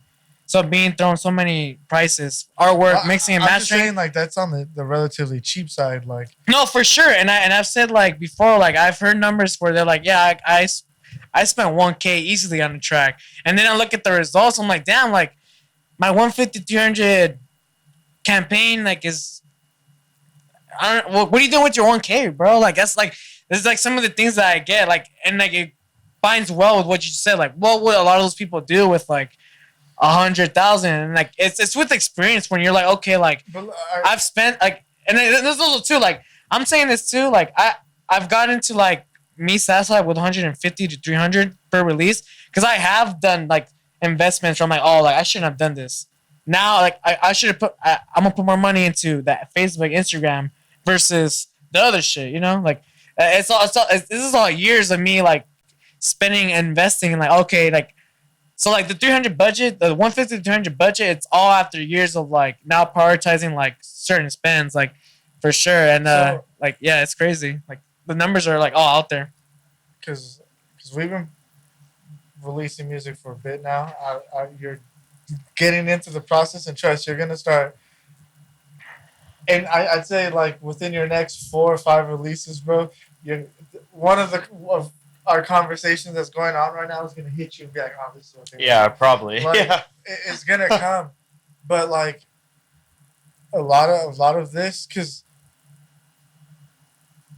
and your budget goes is your budget because of the way you're choosing to promote and the way like you want it. Because I want to I could say this almost with confidence. Like your releasing style is more of like an organic, like, okay, I'm gonna put it out in the right markets, but like I want people to organically come across it and like it and like listen and convert over type shit. Whereas there's other ways of doing it where maybe we could accelerate that, and some people do that, and like it's Influencer marketing. there you Yeah. go. And but like also like your numbers on social media will play a part in a lot of things. Like, and a lot of people will spend money on social media antics, and it's not necessarily a bad thing in any type of way, but sometimes it can be. Where as if like if your social media antics are way blowing past any of your musical like numbers and stuff like that, because then at that point nothing is Yeah. translating, right?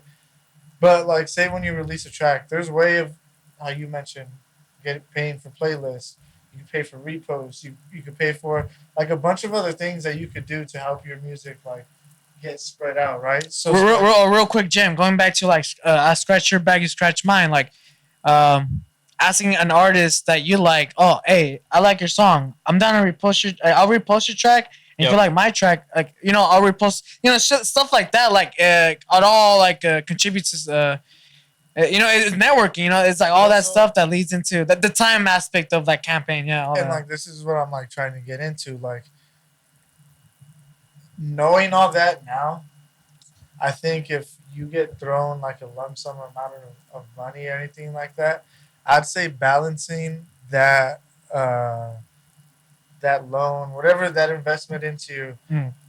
into numbers on streaming platforms, numbers on social medias, and then overall engagement. Yeah. As long as you're getting engagement to your socials and stuff, like that's like the three things I think you need in order to like for people to believe in like projects Yeah. and stuff like that. You Mhm. need people need to see people are listening, people need to see people are watching, and then people want to see that other people are engaging. And if you get those three aspects like for your music, like you're on solid, solid points. Yeah. And obviously content like plays a big key. You can't just be throwing shit at the wall and being like, you guys like it? Hope you it know? sticks. Yeah. Yeah, you feel me? If I could just add to that too, because it's like, also it's probably tough times just in general for a lot of people. I think everywhere things are expensive nowadays. No, and for sure. Super obviously, like, I don't think any of us are, filthy rich. So in that sense, like,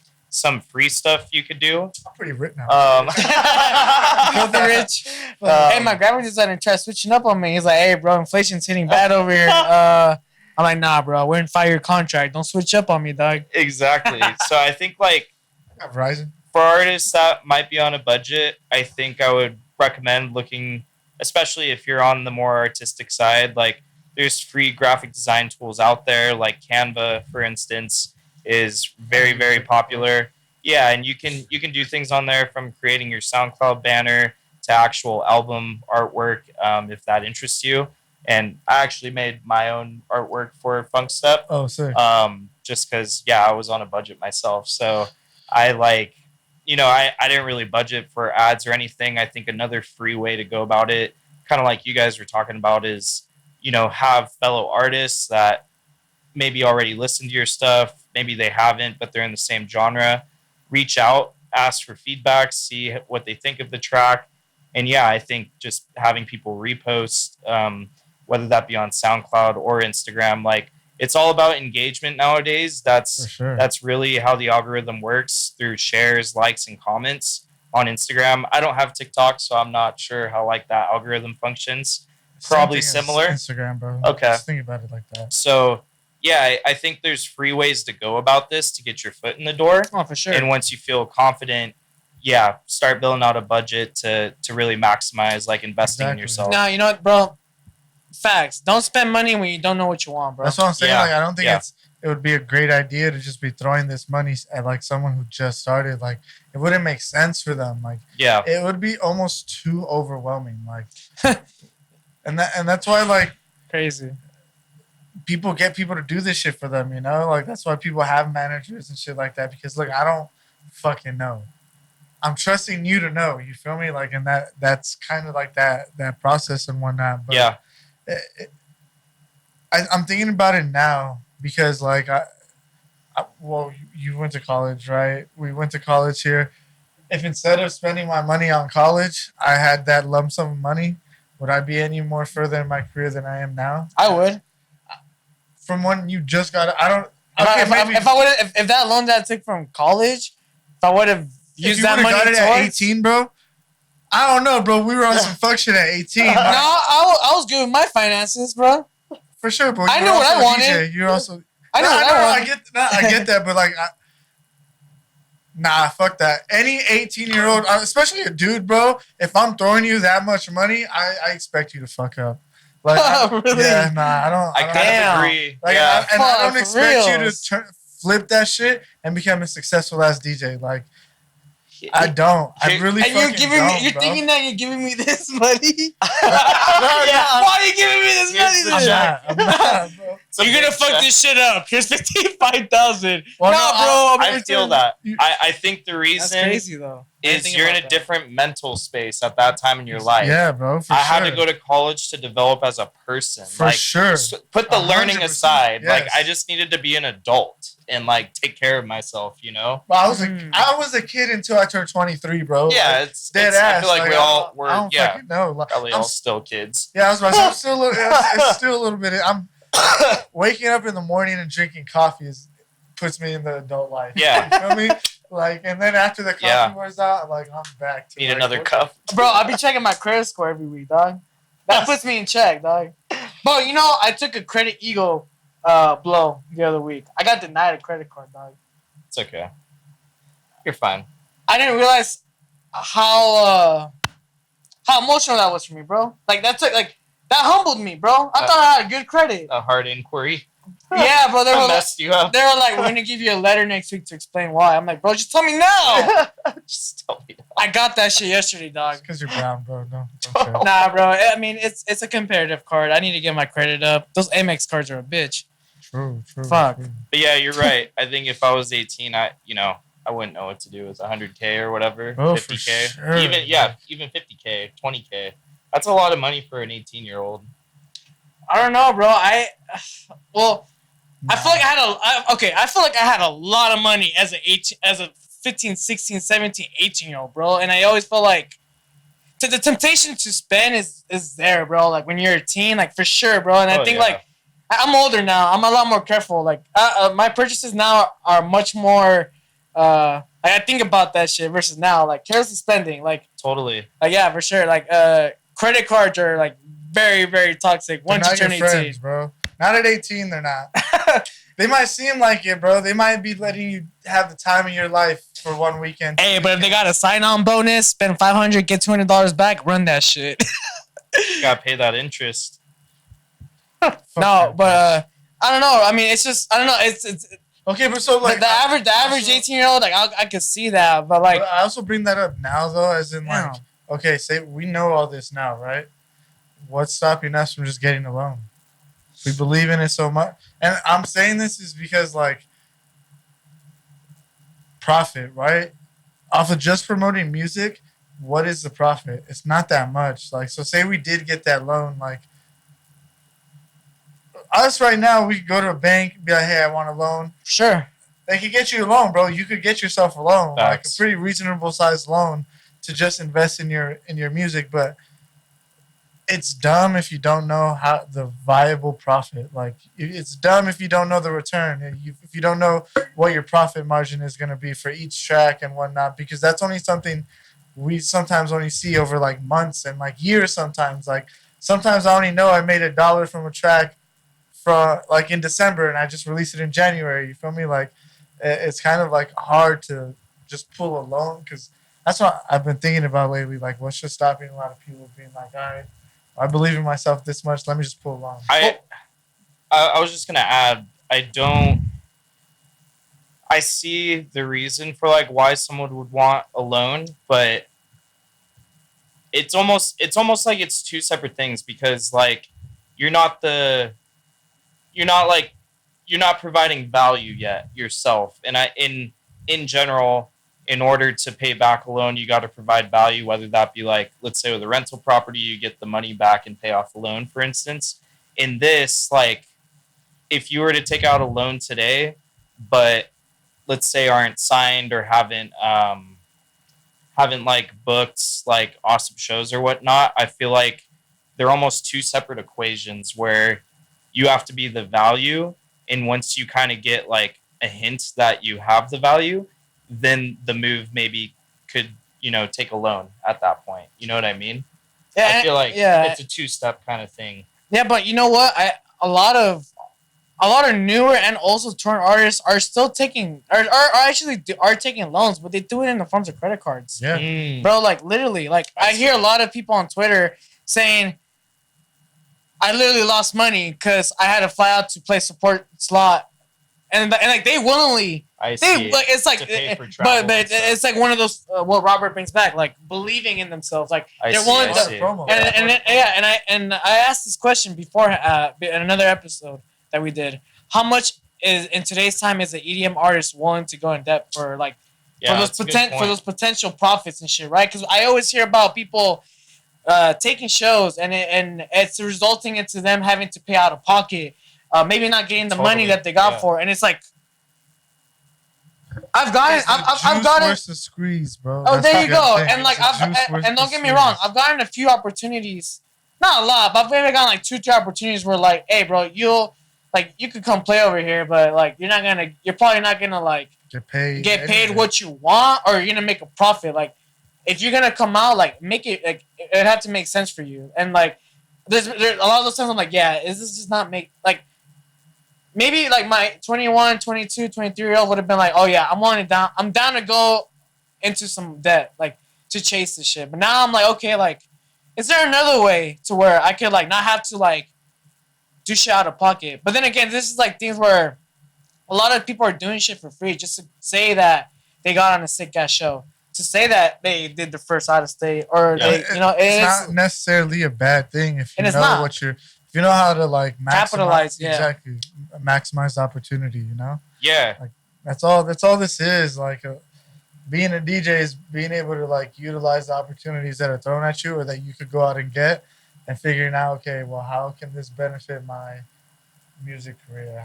Because think about a company, like you might not be the one owning and like making all the decisions when it comes to marketing, when it comes to operation hours, all of that, but it's happening. Someone's doing that. Someone's making this company work and proper functionally, and that's the same way you kind of got to think about like your music career, your DJ career, because it's a business, So you got to understand how to allot your time in creating music, right? The work, the actual labor. You got to think about how to market it. You got to think about how to keep it stable for a long time. You got to wonder like. Keep constant like fucking engagement, like because it's crazy because I work in property management, and like I've been starting to like figure out like how do we make a property successful, because I just started working at a brand new apartment complex, and like we're pretty much the people that are reporting like we need to do this to get more traffic in, we need to do this to have people say like just a bunch of shit like that. And like I'm able to like really look at it and be like, okay, how do I take this approach and put it in like my own like personal business, real life? Like how does this all connect? And like it just makes sense now. Like a business just doesn't work because you have a product, Like they have an apartment complex, but that's not gonna get people to come in and rent. So do other people have apartment complex? That's what I'm saying. Like, bro, we have a track, but that doesn't mean everyone's just gonna come in and listen to it type shit. Like, what do we have to do to make people come listen to my shit repeatedly every month? You feel me? Like, how do I get people to pay rent here every month? You feel me? Like, it's the same. Pay my rent every month. That's what I'm saying. You feel me? So it's like, it's if you really like want to do this, like you gotta look at it business now. Like after the passion, after like you've been doing it for the passion for so long, you gotta like morph it into business, because the passion will only last so long. You Totally. only get those moments like every now and again, you know? Yeah. Like it's not always wins. I feel like the first few years, all the like DJing like gigs and stuff and like meeting people, like that's fun. Yeah. But after a while, like once you like get into it and then start like, okay, what's going on here? Where's my trajectory based off of what I just did, and then trying to figure it out. Like that's where it gets kind of like complicated. And Totally. shit, you know? Yeah. Like I always say, I mean, this is in every industry, but like I always say, like with the EDM DJ producer, like if you're not playing shows, like what's bringing you the traffic? If you don't have like content of yourself on YouTube or anything, like what's bringing you, like, and that's why sometimes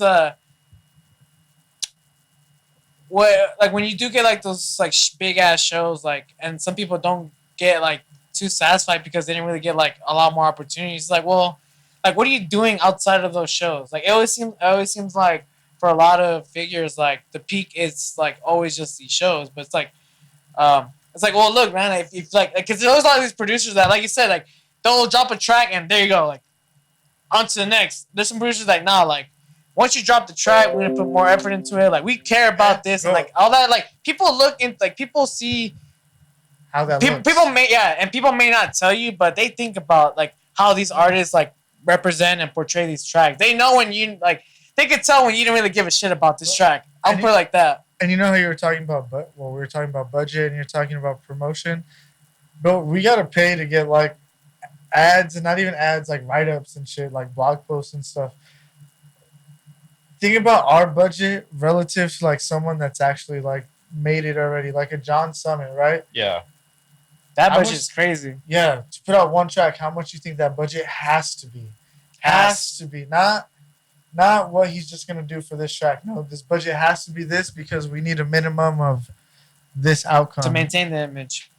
Exactly. Not even I guess that's a way of putting it, right? Make it seem like Maintain we're the still image. relevant. We still Yeah. popping. It's also like to keep my business afloat. You feel me? Like Yeah. that's the way of looking Yeah. at it. I think that's the better way. Well, of, bro. like, Well, and then describing it especially and John looking at it. Summit. That's not just one person now, bro. No, That's a lot of mouths And to then, feed bro, now. it's crazy because like it's I'm gonna like correlate this right now, but like it's crazy to think about it because like when he puts out a track, bro, it's on a bunch of blogs, it's on a bunch of shit, and I know damn well a lot of these blogs didn't just pick it up and say we want to promote it. Nah, his team reached out and said, hey, we'll split you off a little this. Can you put, like do this? Can you promote it this day, this? And like it hit me a little more like earlier today, I was listening to a podcast and they were talking about the Utopia album that Travis Scott just dropped. And they correlated it to like a rap album that came out. Killer Mike dropped a rap album and he went on a bunch of podcasts talking about how much he cost to make that rap album. And everyone's saying that was an amazing rap album, like a rapper's album. And he was like, yeah, I spent like $100,000 on that album. Like that's what features, that's what beats, that's what promotion, that's what all of that. And that was a good rap album. And then they were saying, but once you listen to Travis Scott's album, the Utopia album, you could just listen to the production, and then you're listening to the production and you're listening to cost at that point. Yeah. Like at this point, we're listening to how much did this one track cost? Seriously. Like, how much did we get for this vocal? How much did we get for this guitar player to fucking make the guitar riff on here? Like, it's all about like budgeting, like when you get to a certain fucking point in like music and whatnot. And it just makes me like realize like, damn, how am I spending my budget now?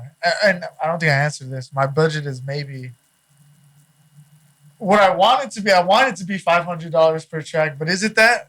Definitely not. But what would you want to get out of that 500 that you're not getting with like your current budget? What would you say that 500 would get you more versus your current budget? Streams. Oh, okay, got it. Yeah, Got you. Okay, playlists for sure. okay. Because like, bro, there's a lot of pay to playlists or like To repost and all that shit and stuff like that. But and also like ads on TikTok, because I can't post ads on my Instagram or my anything Facebook. I can't post ads. Like they blocked me from doing that shit. Huh. So yeah, I can't do it. I emailed them. They didn't give me back email, or they gave me like some like run around, and I'm like, I don't know what to do here. So but on TikTok, like I could see how, like, if this was a consistent thing, how it would help me consistently. Yeah. But just doing a one-off and not being consistent doesn't really Doesn't help. benefit you. Yeah. Because it's also like you got to be consistently in the algorithm. Yeah. You don't have enough consistent data to go off of. Exactly. For them to be like, okay, we could pump you here now. We could pump you here now. We could pump you here now. But if I'm necessarily paying to be stuck in my algorithm, like, I'm fine with that because it's helping me in so many other aspects. Like, $500 per track, bro, like, isn't wild. Like, to me, like, that sounds like a very like feasible thing. Like, and also too though, like, I think about. We're all DJs and like producers and want to get out a certain image, like, right? But like, I also think about like, how can we do it a different way? So I'm like, okay, well, how do I get my shit on a blimp? You feel me? Like, sometimes I'm thinking about that and I'm just like, how much does that cost? You feel me? Or like certain things, like, how can I get my thing on like this local? You know how I don't know if you've ever been to the Yost Theater. Yeah. And so like, you remember when we saw that advertisement car that had just a screen on it and it would just drive around? I'm thinking, all right, how much does it cost to get my fucking like promo on that bitch? Like, you know, and like that just goes into like my ad budget or whatever, you know? And like, it's just certain things like that that I think of, like, okay, well, if I had a show at the Yost Theater, it would probably make sense for me to book some shit like that. Then it would probably make sense for me to release a track at the same time I got a booking at the Yost Theater. So like in total, like, how is that, like, you know, gonna cost? And when I think of budget too, I don't know if you guys had. I mean, it's probably not something you have to add in the budget, but wardrobe is something that I kind of put. Like, especially when I'm going to play a show or something, like, I think that's budget. Like, I don't know. Like, I'd agree with that. Like, if I'm not going out to play, like, I'm not gonna get me no fits, no. But like, if I am, like, okay, well, I want to formally present myself, and I need to like have Allow it me match to introduce myself. But also, like, you want it to match your image, like, you know, like, this is perfect right here. Sudden Death recently didn't perform a Sudden Death show because he got his mask or whatever lost at the airport. Like he couldn't. Wow. So at that show, he was like, "Oh, this isn't gonna be a Sudden Death show because I don't have his full getup." You feel me? Like that. That's part of like the whole imagery. That's a part of like your image and stuff like that. You know. So like, I agree. That's definitely something that like I'm constantly like thinking now, and it's just doing shit like that, and also like getting a photographer to do your show. Like that's a part of your budget. Like when I say budget, like I'm saying like all the money you put into you in doing your project, you know, and like when you're releasing definitely plays a part of like when you should be DJing, you know, like all that shit I think correlates a lot. Like a lot of DJs don't go out there and start DJing until they drop like a project or something, or unless they're trying to. Well, no, there's a lot of DJs that just be DJing to DJ. But that's to get money. That's the booking things, and that's not really. You won't see them doing them like big promotion like things, you know. Like there's certain times when you'll see DJs start promoting shit because they need to profitize their music, you know. Like there's certain shit that happens like that. Whereas like, I don't know. Can't you tell when a DJ's just taking a gig to take a gig, whereas to take a show to promote some shit? You know, like. Oh yeah, like I could tell when a DJ's just there, more of it's a paycheck versus it's a show, and like they're trying to like the show's like trying to really embody their like whole brand. Yeah. Like, and they really care about how the show is like, how it looks and like how it's taught. Like, yeah, you could tell when like an artist is like. And that starts from them creating those few tracks that created that whole like vibe in the first place, and now they made a 4-track EP or whatever. And now they thought, now how do I want to promote this shit? How do I want my shows to look? How do I want myself to look like that? And when, at what time is like I want it to be like during the spooky time. So let's do this more towards October. You know, like there's a lot of shit that goes into that where it's like. That's budget. Yeah. Like, that's legit budget. Like, just thinking about that right now in my head is like, I don't know. That's just a lot. You know? No, yeah, I agree, and I think like there's ways to go about that too. Like I'm sure whoever's listening, like you probably have friends that their hobbies photography too. Like you don't have to have this person in the industry taking your pictures like right off the bat. There's talented people out there that may not be in the scene. Maybe they already go to raves. So I feel like everything, yeah, has a budget, but you can go about it to decrease that budget when you're first getting in. For sure. Yeah, no. It's just a lot of things you gotta think of when Yeah. you're getting into this for sure. Yeah, how was your budget for your first track, or just everything was just pretty much like? Pretty much, I did everything myself, Oh, like hell from yeah. mastering to the artwork. I think I didn't really set a budget because I wanted to see how much I could truly do for myself. I think future IDs, like for sure, probably a budget of 500 to 1,000, like just to see how far I can get with that, and then kind of go from there. But no, I'm cooking up 4 IDs right now. 2 of them are collabs, 2 of them are my own IDs. So hoping to drop those within the next 6 to 8 months. Really. All right. Oh, Do you plan to do anything crazy like that of some sort with like Obsidian, where like with Sudden Death, he has like that whole mask thing. Like, is there like a creative direction that's like going more down like the path later, Yeah, like an action plan? I have a clear action plan. I'd prefer to save it for later, because there's definitely stuff. There's stuff that I'm working on with other people that is going to launch this year. So I kind of Alright. want to keep it at that. Yeah, but Alright. it's in the bass music scene too, for sure. Oh, okay. So yeah, it's more or less. Yeah, it's just something that multiple people are collaborating on, for a project similar to Obsidian, but also vastly different. So Oh, okay. yeah, definitely Well, stay tuned for that. Did it take you a while to come up with the name Obsidian? Uh, Was that a one nighter, or it took you a week? no, Huh? it was just one nighter. Like it came to me. Like I just kind of, I was just producing music, to be honest, and kind of thought to myself, what did I want this to be called? And I just came up with Obsidian for a couple reasons. One, so I'm part Hawaiian. In Hawaii, there's like volcanoes, so volcanic, rock becomes obsidian after time. And I think with me producing Tear Out, it's more or less just demonstrating the elements of like types of Tear Out I'm going to be like creating, just hard hitting, massive impact type Tear Out beats.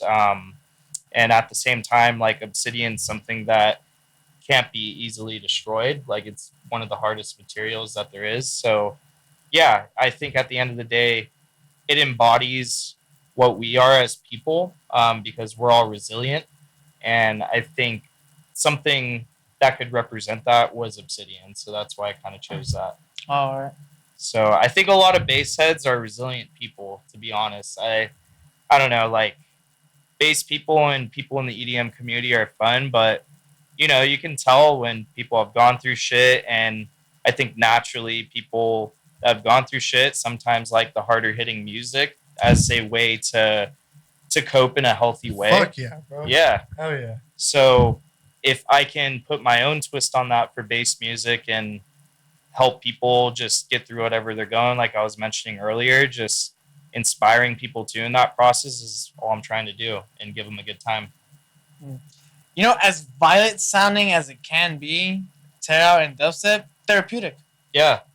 Like, straight up. Like, oh no, these guys are moshing, but no, like they're working that shit out. It's therapy right now. It's camaraderie, right? I think it's camaraderie in mosh pits, really. I don't shoot people because there's because there's dubstep music, bro. Like that's how serious this is. Yeah. You know what I mean, like I'm not actively raging out because of dubstep music. Yeah. You feel me? Like that's what it is. Like it's legit therapeutic as fuck. Like where else can you go and just do that? Yeah. You feel me? Like imagine you're just somewhere randomly and you're just fucking like no, you can't. You only places like that, only like fucking shows and stuff can you really just whatever. Yeah. Like it is what it is. You feel me? You know, I like volcanoes. I think people should be more sympathetic towards them. I don't think so. That's fair. I don't think so. I mean, I get where you're coming from. I mean, they do be damaging some shit. I mean, think God's work, right? it's a cycle. I think it destroys and creates. Like it, yeah, okay. And creates and destroys. Like if Shit. it creates another volcano, it's gonna erupt at some point. That just recreates. I forget that the shit just goes into the water and it just. That's why Constantly. Hawaii's there. You know, just volcanic eruptions over time, and a lot of other just islands in general that are in the middle of the ocean, just resulting volcanic You eruptions. said you're part Hawaiian. Yeah, Do you have family out there? yeah. My dad's side. Oh, yeah, yeah, where at? Oahu. No Yeah. way. Yep. I used to live out there for like Really? 4 years. Oh, that's awesome. Yeah, when I was younger. My dad was in the military, so Okay. like, we got Yeah, stationed out that there makes for a bit. sense. I went to first grade out there and a little bit of kindergarten, first grade, and then I think a little bit of second grade. Super cool. We had they have this thing out there called May Day. I don't know if you've ever Mm-mm. like. Mayday. This shit sounds serious. It's about like honoring the island or something like that. But they made me like do like some ritual and shit. Like it's not a ritual. They just made me dance in a skirt. But it was, to me, it felt like a ritual and shit. You know. I get you. So like, and it's all about like the creation of like The islands. yeah, Oh, okay, stuff cool. like that. Yeah, it was crazy. It was crazy. But Did like a tribal dance. bro, like Yeah. because this is Hawaiian culture, I'm not tripping. No, But yeah. like they had me in the skirt, bro, no shirt. I don't even know if I had underwears underneath this skirt. If I'm being completely honest, bro, I was in first grade. Like, what you doing to a first grade boy, dog? Like, I don't know. It was cool. I don't know. I It get was you. what it was. It's a memory off forever. Yeah, Yeah, yeah. you know.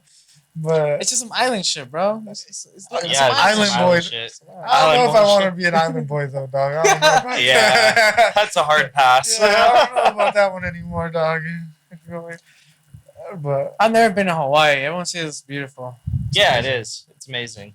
Oh, damn. Better than Mexico? No. Better Uh, than Cancun?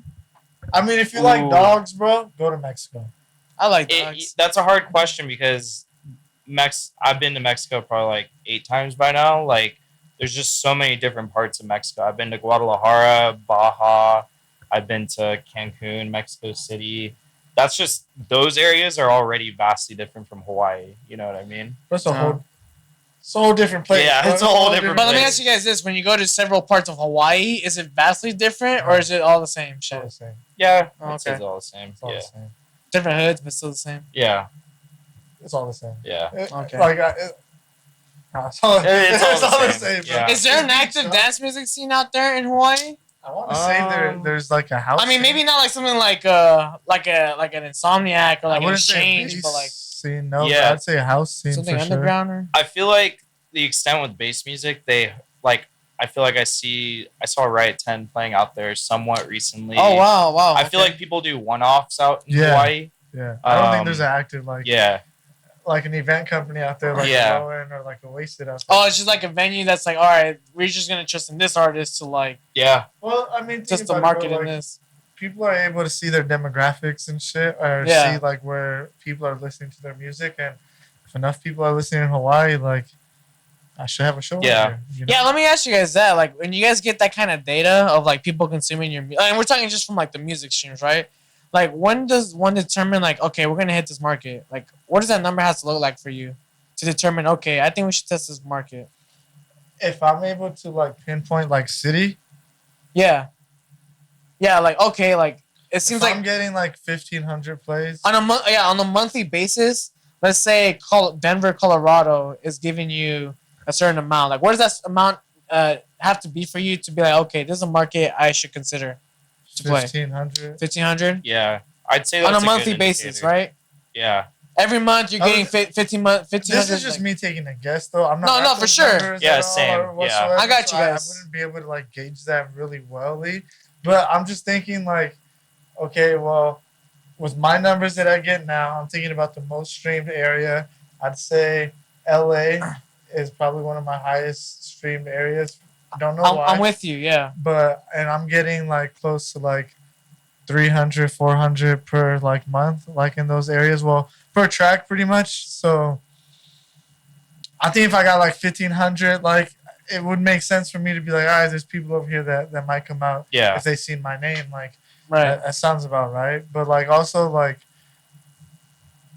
no, yeah, 15. I think just getting 1,500 areas in a square in a proximity of like Monthly. 20, Yeah. 20 miles. Like I think that's pretty decent. Yeah. that's like okay, not Yeah. like like this is reasonable for me to come out here for Yeah. something, you know? Yeah, because I say this because a lot of us have this access to this data. But what do we like? But what do we? How do we translate this data? Right? Like, what are some things that we could do with this data? Target your ads.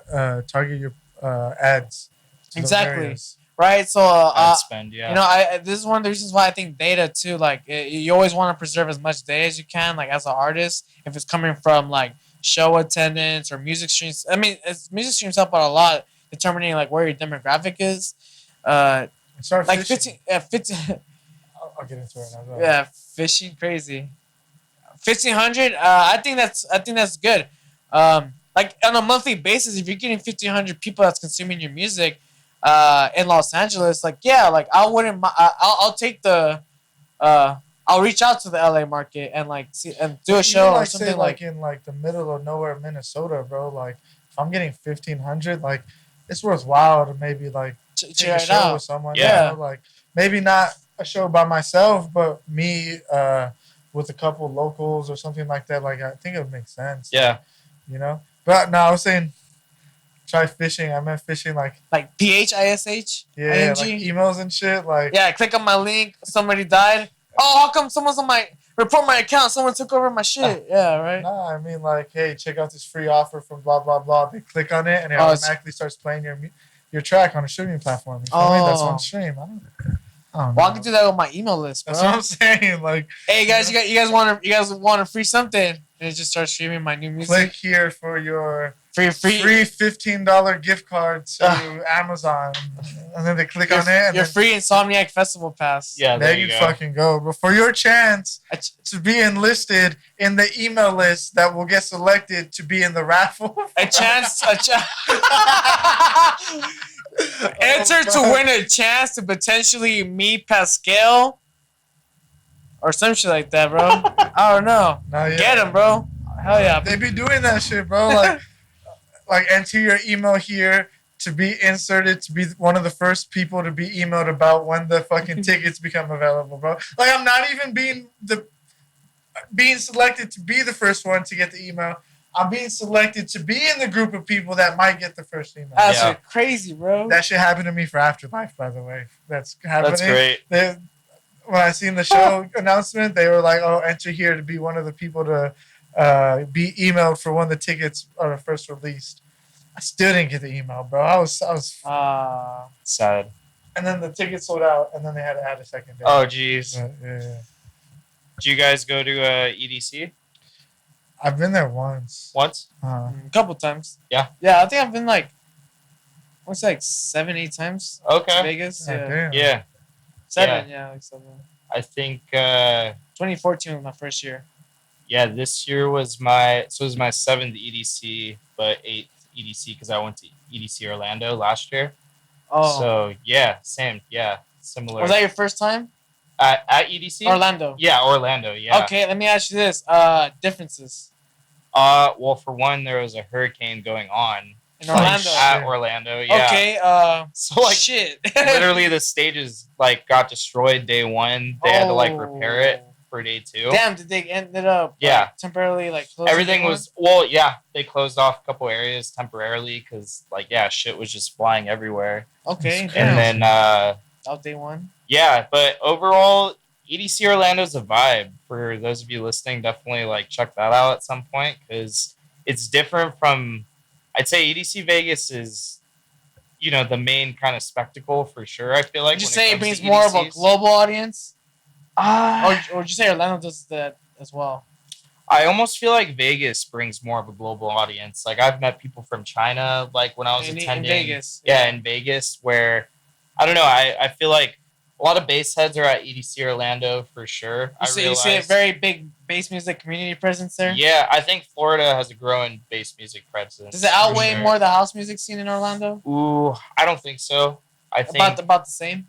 Or I think house is still on top, but I think bass music is just growing out in Florida. Yeah, because I mean now you have events like Forbidden Kingdom, which is like all dubstep and bass music. So, which I haven't been to yet, but yeah, it's interesting the way the genres are going with the market and how people see that. You know. Yeah, EDC Mexico next year. I want to try that out. Yeah, dude, that's in Mexico City. Yeah, that's right. Yep. Oh, dude, our dollar goes hella long over there. Oh, for sure. That shit. Yeah, that's right, bro. Let's go. I was looking at the ticket prices, bro. A 3-day EDC Mexico pass is like in American, like 180, 200, bro. What? And that's like third tier. That's third tier. We're going. EDC Las Vegas first tier, GA 450. Run the pockets, bro.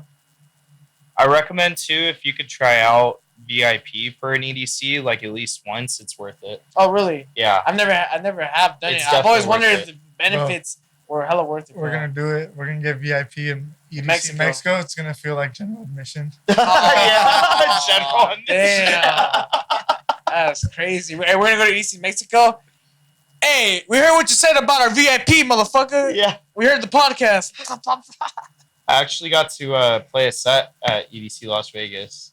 At the Insomniac had a pop-up shop. Oh, swear. So I had a set that was supposed to go from 3 to 4, but I ended up playing from 3 to 5:30 a.m. Oh. On it was day one technically. Yeah, that was lit. It's crazy. I wanted to bring that up, but I looked through because I think I remember seeing that shit on your story. You had like a purple background, right? Yep, my promo, yeah. Yeah, that shit looks hella dope. But I don't know. I didn't see it when I was scrolling or something, so I was like, I wasn't sure if that. But yeah, it was for sure you. Yeah, that shit looks sick as fuck. How did that come across? Yeah, it all comes down, I think, to networking. Like being involved in the rave community for a while, like just as a fan. Like just meeting fellow ravers that now, you know, I have connections at Insomniac and like some of these other collectives and stuff that just we keep an eye out for each other. This goes back to what you're saying, just like scratching each other's backs to an extent. Cause yeah, like I just had a good connection who hooked me up through Insomniac. Basically, some of their employees are also artists and they play at like the pop-up stages. So someone got sick and I was an alternate. So my homie hit me up that same day. That's why I always carry my USBs. Always carry your USBs to whoever's listening. Where do you carry your USB? Well, at festivals, I usually have like a chest rig on. Because I'm not a fan of those. Just a lot of people steal phones and wallets at raves. Like, I put mine in my wallet. It's a mess. It's a mess. So I always keep my USBs on me in like this chest rig. You know what? I'm with David Blaine my USB, bro. You know how he does that shit with the frog? He puts it in his mouth. No one can steal my USB like that, bro. It's a good way. Yeah, 5 minutes before I go, I just down it and then get it back out. I bring it back up before my set. That could work, yeah. I know, yeah. Just shiv it, bro. You're good. It's nah, bro. Chris Angel shit. It's not that big. How the fuck? Hold up. That's a pause, bro. Hold up. That's a pause, bro. Chill, fam. Chill. But yeah, it was. I'm grateful for that experience, and I feel like for anyone that's listening, don't be afraid to network. Like, I think people make out the entertainment industry and music industry as a very cutthroat place, and I think it is in its own way. But I think there's a lot of great people in the industry too that have the mindset of like we all want to succeed and we all want to help each other. So yeah, there's plenty of people like that too to network with, and get to know, and learn from. For sure. Getting a mentor isn't a bad idea either. Yeah. Like someone that's actually doing this and is going to show you like all the right ways of doing things. That's definitely a good option to go. Yeah, bro. Being a drummer, bro, how are you with your tempos? Oh, I'm good with tempos as of like I was like heavily into drumming and playing trumpet like back in high school, so I feel like that knowledge is still there, but I don't know. I feel like it's good. Basically, in translation, he said, "I'm about to be tempo champion. Let's get the episode started." Damn, What's bro. up? That's what I heard. For sure, That's what I bro. heard. So we're about to do our next episode, Guess That Tempo, where we showcase you some bangers, and we're gonna talk about the tempos. Dope. And yeah, I mean, I'm looking forward to it. We got my boys on Don that curated this week's selections. Sure did. It's gonna be pretty It's tight. gonna be. Before we end the episode of the spotlight, bro, is there any other announcements or upcoming shows that you want to share that you haven't mentioned before? Yeah, no. Honestly, no upcoming announcements in regards to just like special shows. I do have Must Die on August 26th. If you're in Orange County, I'm going to be supporting at the Circle OC. Go. I'm going to be releasing 4 tracks, like I said, over the next 6 to 8 months. So keep an eye out on that on SoundCloud. But nah, man, I love what you guys are doing. So just thanks for pushing the scene. Yeah, man. Thank you for coming. Yeah. And make sure to follow Obsidian, link in the description for more music, more shows, more announcements. Go ahead and follow Zion Dawn for more music, more shows, more announcements. Go ahead and follow Lose the Tempo for more episodes, more podcasts. We have a bunch of dope guests coming in within these next couple of weeks. Make sure to follow us on our social media, YouTube channel. Subscribe to the channel. Give us a thumbs up if you guys dig today's episode with our guest Obsidian. And hit the bell alert button and stay notified every time we drop. It's going to help you get notified whenever we do upload to YouTube. And it does help us out in the algorithm when you do tune in the first 24 hours. So every week we're posting up. We're going to get on to Guess That Tempo. Looking forward to that. Any last minute shout outs? Anything else? Fuck Donald Trump. Tomorrow I'm just gonna be releasing the Nico Jericho remix that I got. So look out for that. It's just gonna be an exclusive SoundCloud and YouTube release. I wasn't able to get it to release on streaming platform, so it fucking sucks. But yeah, just watch out for that. Got a cool little visualizer with this, so be cool. But no, other than that, just keep streaming music, and thanks for checking out the channel. For sure. All right. We're all good? Yeah. All right. Let's get to Guess That Tempo. We'll see you guys on the next episode. Peace. Oh, yeah.